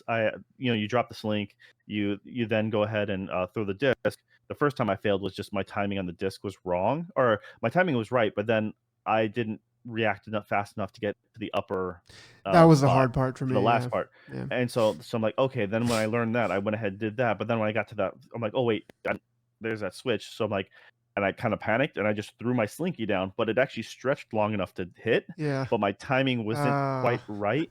And then yeah. on the third time, I had an epiphany. I'm like, oh, the yo-yo, you dummy! And I tried to do the yo-yo, and it was just perfect length. And I'm like, okay, yep, all right. Mm, But no, that like they had a lot of areas like that where it was just and I think games like this, actually Celeste comes to mind a lot too with precision platforming, because that one is pretty brutal if you're not used to it, yeah, I've heard. or if you go to the B side, it is really brutal. Um, and something like that Prince of Persia: Lost Crown that I mentioned last time, like they are really well done, and it's a good way to see. It's like it's like it's either going to crush your confidence or give you a good boost, because sometimes you're like, there's just no way you can get it, and then you keep on trying, then you get the timing right, and then afterwards you're like, once you've done certain difficult things, you're like, okay, you have more confidence. Like, I pretty sure this can be done. And where like, I don't know if you ever got to the room with the big cat. Um, there's a Mm, big cat I don't think just so. going back and forth. So essentially, yeah, and there's a room where. Do you remember when you went to the seahorse when you went to fight the seahorse? You probably dropped down a room where there was like a whale, and you had to go through like this whale to the next room to like unlock Where some it was switches. it kept shooting at you and it would try to eat. It would spray Yeah, at you if you and got it too try to low, it eat got you. you, and then you have to throw the disc and then shoot the disc up, and that's how you hit the switches. Yeah. I bypassed that room altogether. Wow. Uh, so the first time I knew it was there because I dropped down, I took a peek, and then I'm like, well, in the room to the left of that is where this giant cat is. Um, and I noticed there's spikes that are unbreakable on the bottom, and I didn't have the top at the time. So I had the yo-yo and I had uh, the disc, and of course the bubble one. So I used the disc to break some of the spikes that were hanging from the ceiling. Then I used it to ride all the way to the side, and I bounced. I broke some spikes, traveled back and forth forever. Oh, nice. Um, and then when I finally got to this other room, you're only in it for like a frame. You quick get a flash and you're out of the room already. And I'm like, okay. So then I had to take a leap of faith. I jumped, got stabbed, got teleported. So I had to ride that sucker all the way again. And then I'm trying to use, yeah, at that point, I'm just trying to use my disc to try to break something else. And then I realized, oh, wait, I can use the yo-yo. Used it to break the spikes from below me. And you can walk into spikes. If you're on a flat land Yeah. and there's spikes, you can walk into them. So then I'm like, okay. So then when I dropped down, there's spikes rating next screen down. So I got stabbed, killed, had to reload the whole dang thing again from the beginning, slow chipping away at things. I'm like, that's when I realized, around that time is when I realized if you if you start clearing things, like you clear the ghost, you clear some spikes, and you save, that progress will stay saved. And just like if you collect all the fruit, those fruit will be gone. Um, so long as you don't die, reset. So like if I'm about Okay. to die anyways, or if I do die and then I'll instead of continuing with like a -1 heart, I'll just reload from that spot. And then everything will be as it was prior. Nice. So it Okay. doesn't have to do a reset the whole world. And yeah, but eventually I got down, I dropped down, found a chest that I still don't know exactly how to get to. Like it is hard spikes, chest right above it. I'm not sure if I can actually get it right now with my stuff. I have to go back there to see again. But then from there, you go through the wall, and then there's the whole row of spikes on one side, Okay. and that's where you come out from the whale. So that's Oh, because I bubble wanded my way up, and I got to the back end of that locked door, and I'm like, okay, so I'm like, there's the switches. I'm like, well, f that, I don't have to worry about that. I dropped down, literally landed on top of the seahorse, puzzle thing. We filled up the chalices or whatever, and then I got the flame. But like, I completely went a side route. I yeah. then later bet when I went back to it. Um, but also at the end of that seahorse flame, there's a hidden room with a new disc, Yeah. which I eventually got that disc and I found more stuff. So there's that. I mean, I'm starting to mix. Like I've did so much in such a short time. 'Cause pieces were falling into place. Because post game, you have to fight. You come across the kangaroo and he drops shards, and then I put those in the spot. I found the S disc or whatever, that snake in the beginning. I Yeah. did that one, and I did the hidden one at the end of the seahorse. So I did all these discs. I got all these extra things. Oh, if you go back to the house, you can find a satchel underneath the staircase. Oh, Um, okay. more fireworks essentially is in your. I think that's all, but it's a fanny pack essentially. Oh, fine. I think it's called an F pack. Oh, Um, okay. but yeah, so I mean, it's this game has a lot to offer. The things I haven't done that I know are things that can be done is that I've only freed 3 out of the 6 cats, which I think that might relate to some other things I need to do. I'm not 100% sure. There's a couple chests that I have to open. What is the monkey I did room? all the which monkey room? There's a monkey room where there's two monkeys sitting in a tree, and they shoot and they throw stuff at you. It just Yeah. like every once in a while. So There's one item in that room I thought, but then also there's a long chest story in short, there that's kind of hidden behind some very easy to get bushes, and it looks like there's an opening, but I couldn't. I got to that point and I would try to jump and kind of fall in there, and I could never get it to go. So I was wondering if I don't know. It's definitely there's something going on in that there room is else. Yeah. all right. There's access to that room from a different side. Okay. So I'll tell you that. But so yeah, essentially it's the eggs, the cats, and then I'm pretty sure there has to be something with clocks. I'm not sure how to do it now. And that's why I thought maybe these stop. Uh, I did find some statues as well, but that was in the Tamagotchi egg, and luckily it unlocked for me once I reset. There's a pedometer, uh, Yeah. and it tells you how many steps you've stepped. And so once I maxed out my pedometer, I was then able to pick up I picked up some statues that I think were just adorning my home. So they're on the they're on the bookshelves in the back. Um, Yeah. so yeah, but there's the clock, the cuckoo clock in your home, and then there's also like a couple spots where I've seen like a clock interface or like a timer thing. So I'm trying to figure that out right now. Yeah. I But think you're those are the right. main things I need to do I think is the eggs and there definitely has to be a true ending for this game because there's too much. There's too like basically what you're telling me, and I kind of figured there might be. There's too much other stuff going on. I do have one more question for you. The after you beat the Manticore somewhere in your home, you think you go to the left, and there's like a staircase of skulls, and then Oh yeah. underneath it there's a treasure chest. How do you break those skulls or get past them? I haven't figured that one out yet. And then there's the Yeah. treasure chest above the skulls, and like, I but got it's that. all ivy. Oh, you were able to get that? Yeah. I don't. It was. I remember going up there and getting that. Like it's you just Hmm. go up the stairs and whatever. I've been able to get in that room. I was able to get that. If there's something else in there. That's too big of a spot to jump. And the ivy specifically drags long enough that you can't bubble your way up there. Um, and so I'm not 100% sure how to get there.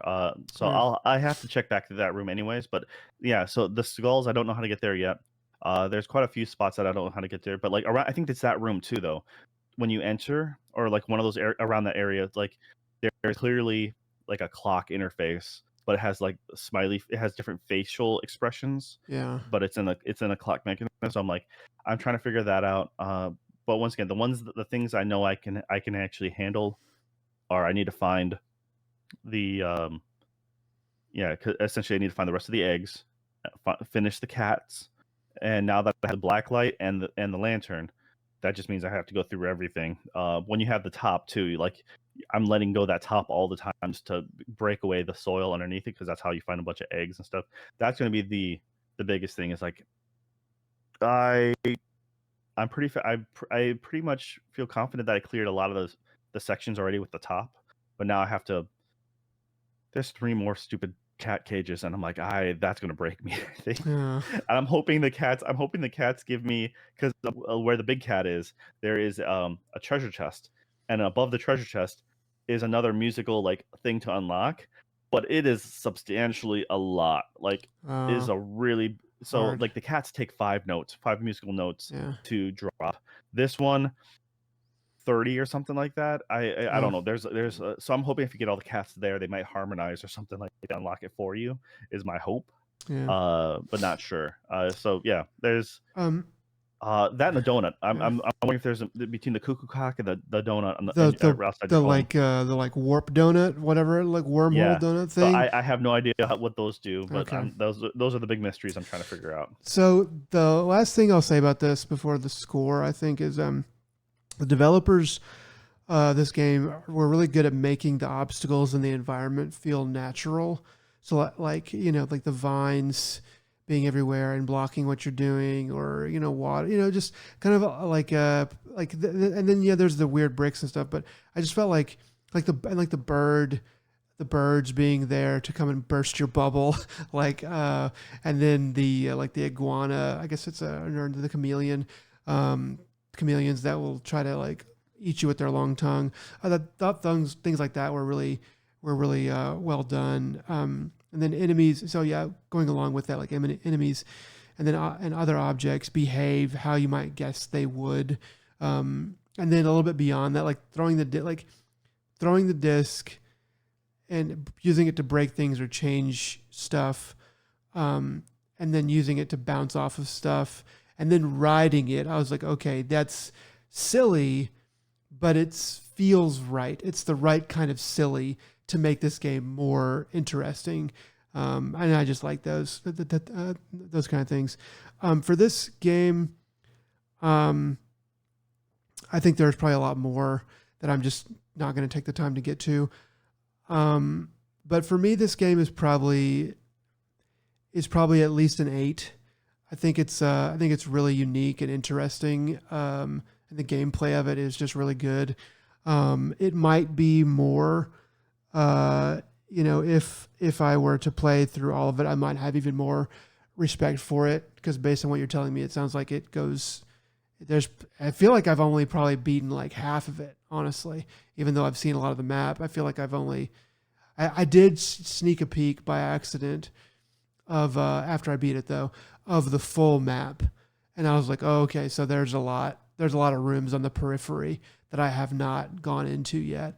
So I don't know. I think it's an 8. My only reason for it not being maybe higher would be I don't think there's maybe enough of it to warrant like a 9 or 10, or at least not a 10, but maybe it is more like a 9 after you get through all of it. I have seen people say that it is their game of the year, but it's not quite my style of game.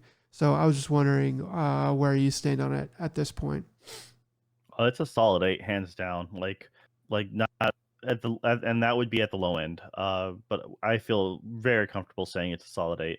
Uh, I think it's the right length actually. I think whether you finish it like you did and then not explore everything, because not everything has to be super long, but it's there That's for not what if I'm. you want it. That's not what I'm saying. Like what I mean is like it's there's not enough to to me a 10 has to reach a critical mass, and I don't think that there's enough there that I've seen for it to reach a 10, but Oh, it I don't think it'd be a 10, but I would probably is a say I'm like 9. Yeah. it's easily an 8.5, maybe a 9.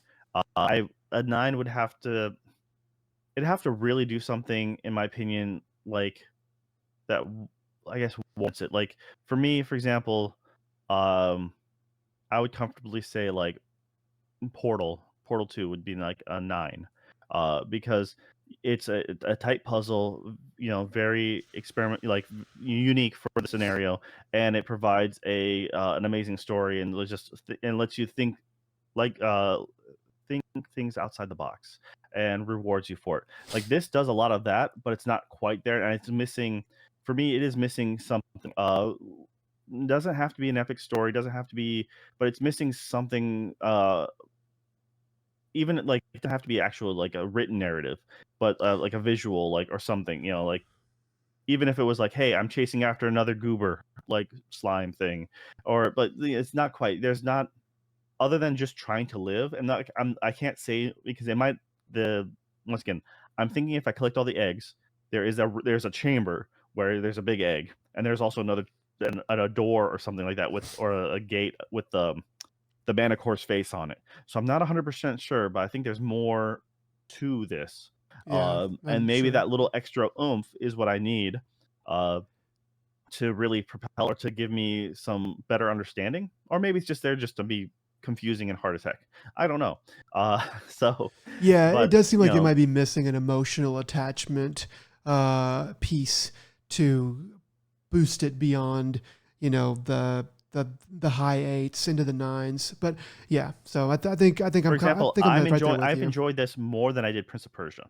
Oh, Though okay. Prince of Persia I really liked, but Prince of Persia is I would say is though they're Metroidvanias, that is a little more combat focused.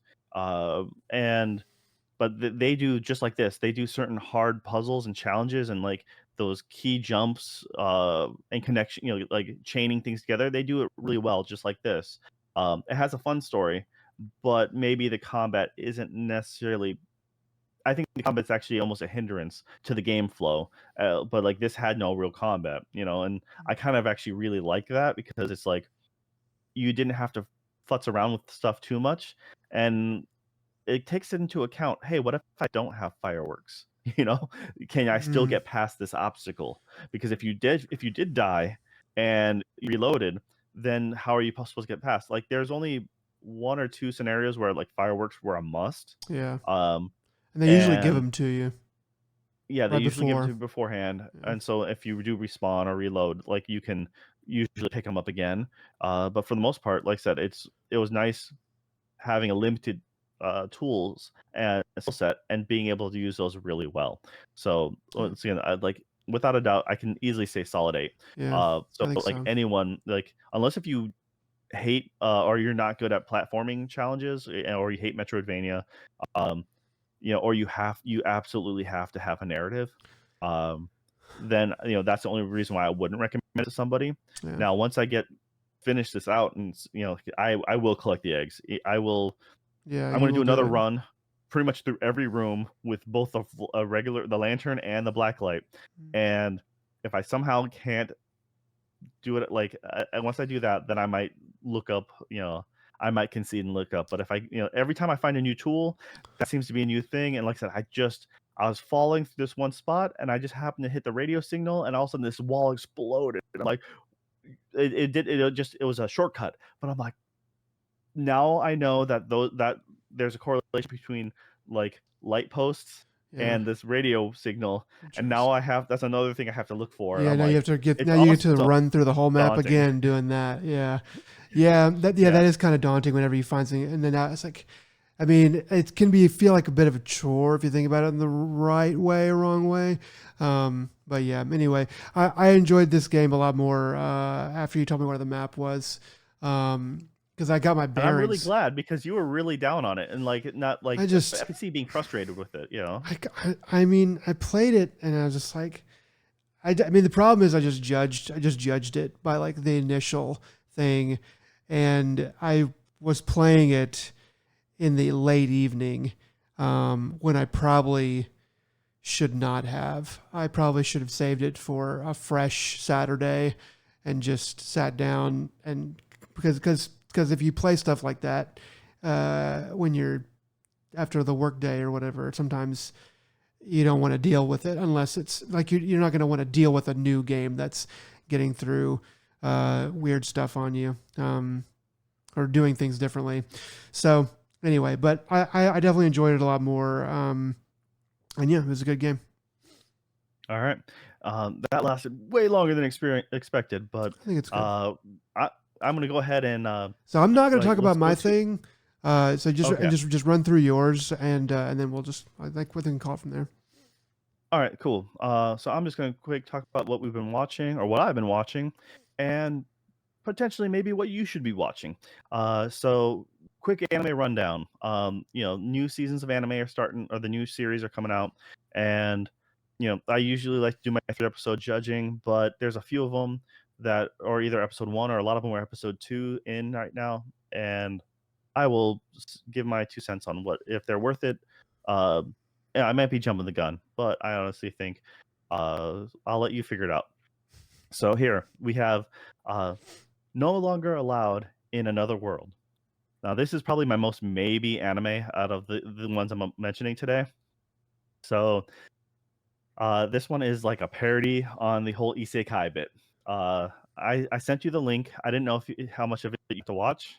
Just to like the opening basically until Okay. Truck Kun came along. Yeah, so a guy's about to there's a raging like typhoon river, essentially like a flooded river, and him and his the main character Kun and his lady friend are like, we're going to tie the red string of fate around our wrists and like both jump in for good time.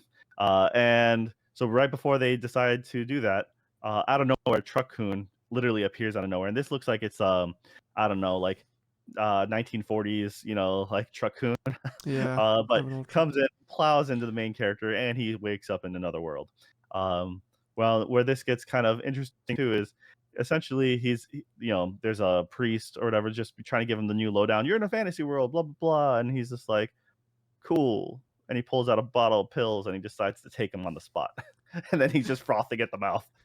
And she's like, she heals, she like detoxifies him on the spot. Oh, dude. Um, so yeah, it's playing around and it's like it literally it Truck-kun is a harbinger of isekaiing people. Like that they put him into it like he's the tool to select heroes.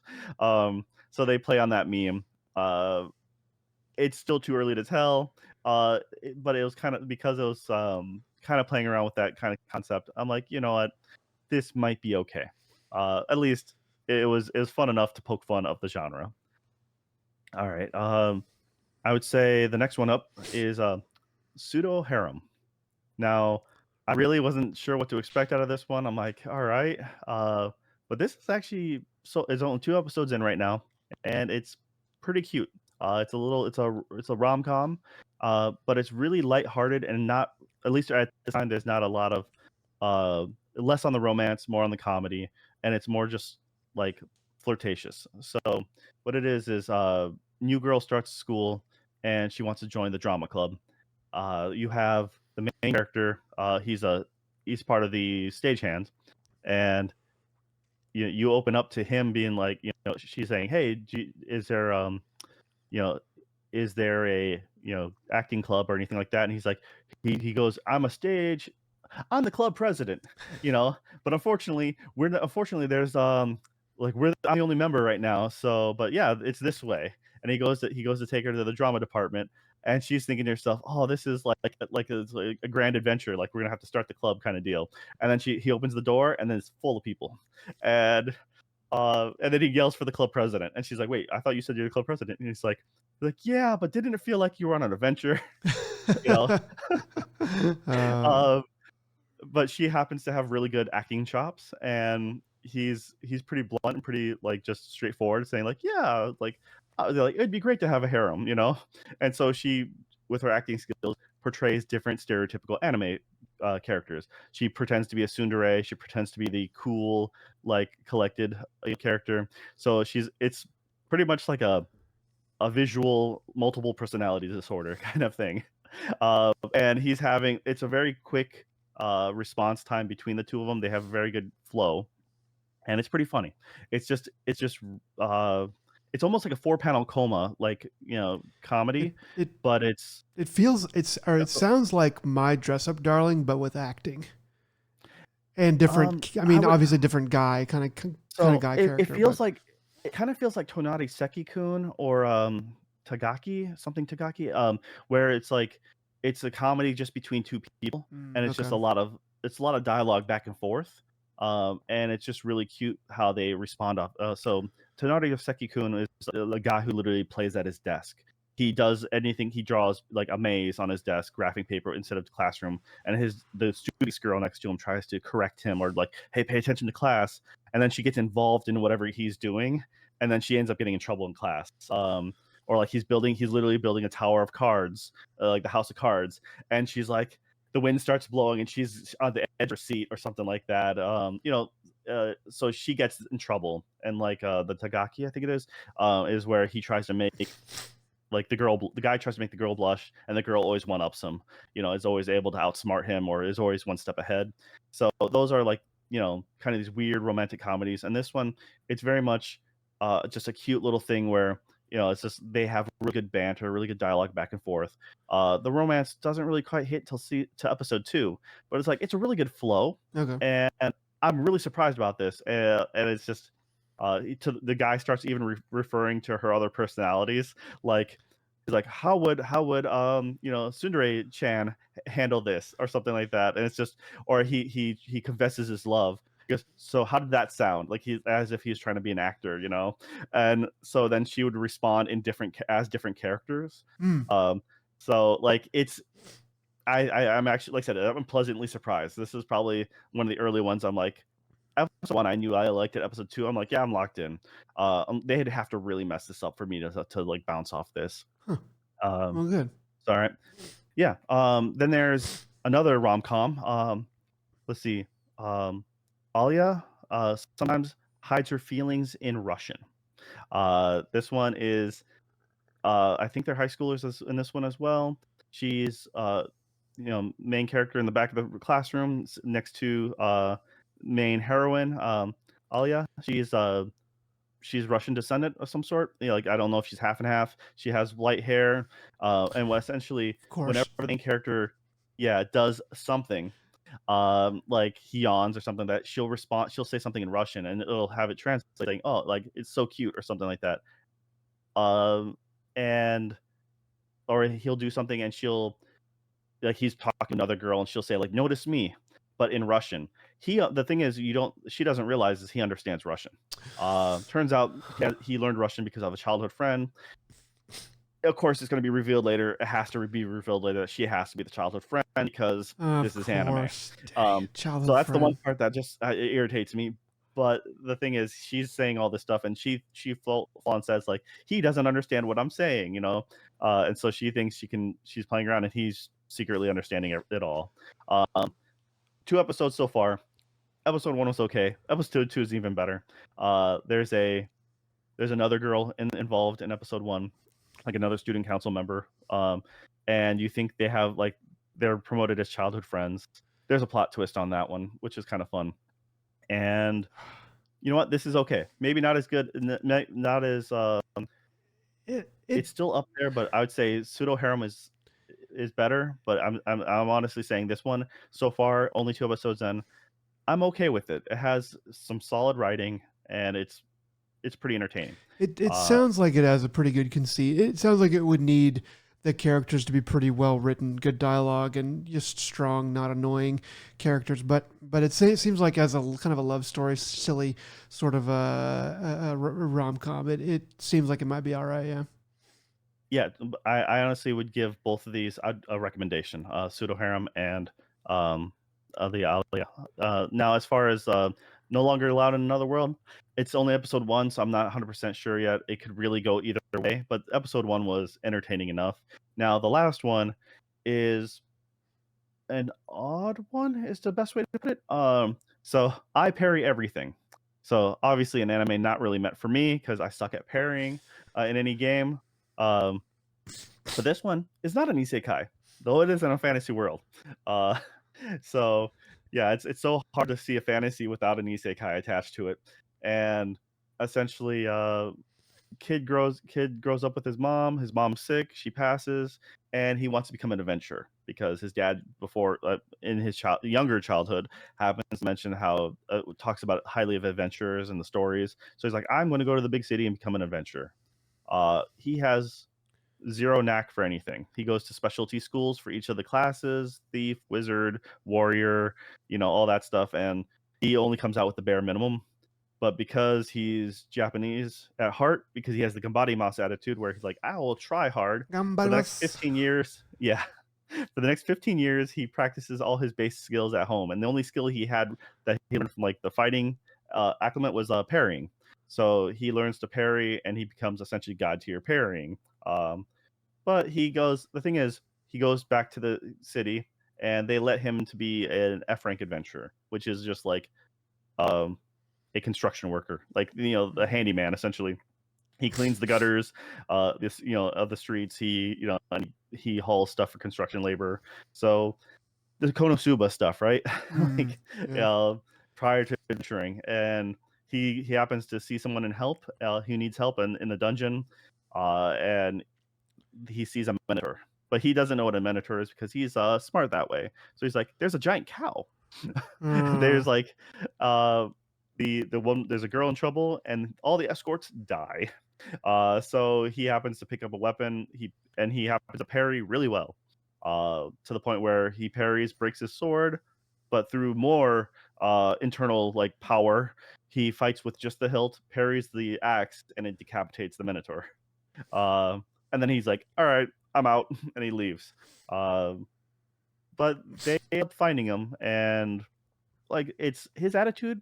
The thing is, despite that part of his attitude, because I'm not ever a big fan of shonen comics, where like, so long as I believe I try hard, I may be in nothing. But like, I it wouldn't be too far fetched to be like, hey, I'm 2 months away from graduating high school, but I'm going to try basketball, and if I try really hard these 2 months, I'm going to win championship or something, because that's how these anime work. yeah. Um, yeah, so like despite that little bit of trying hard, but like his attitude's pretty down to earth and pretty like okay. Like he ends up like he meets he ends up meeting like the lord of the lands. I'm not sure if it's the actual king of the. I think it's the king of but they're a smaller nation. Yeah. And he's just like, hey, I don't know any formalities. Sorry, I don't know how. Like I'm just a pretty much like I'm not a noble or aristocrat, so I don't know how to act. And the dude's like, it's okay.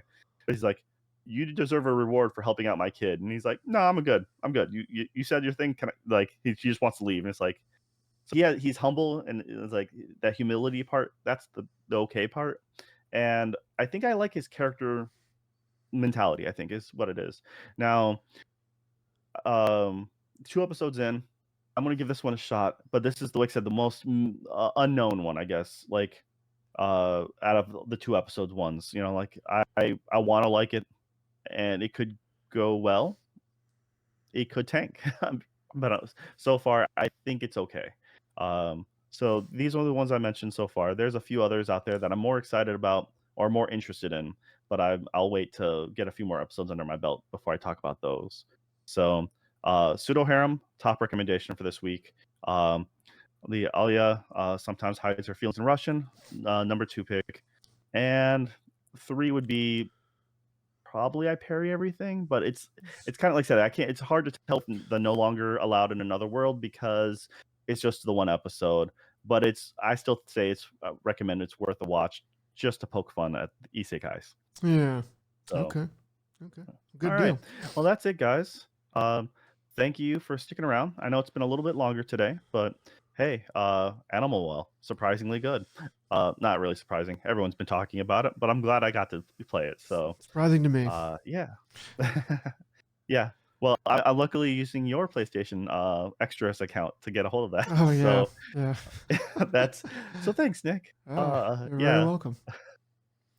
All right. Uh, this has been ADP, and you know what, Nick? What are the words of wisdom you can give for the fine people out there? Always press all the buttons when you're playing a video game. And try to pay attention to when the pop-ups come up and what buttons they tell you to push. All right. No one cares about your words of Well, wisdom, Joe. yeah, that's my 2 cents. Yeah. They're pretty good. Well, you guys, thanks again for making it to the end. And until next time, y'all take it easy. Bye.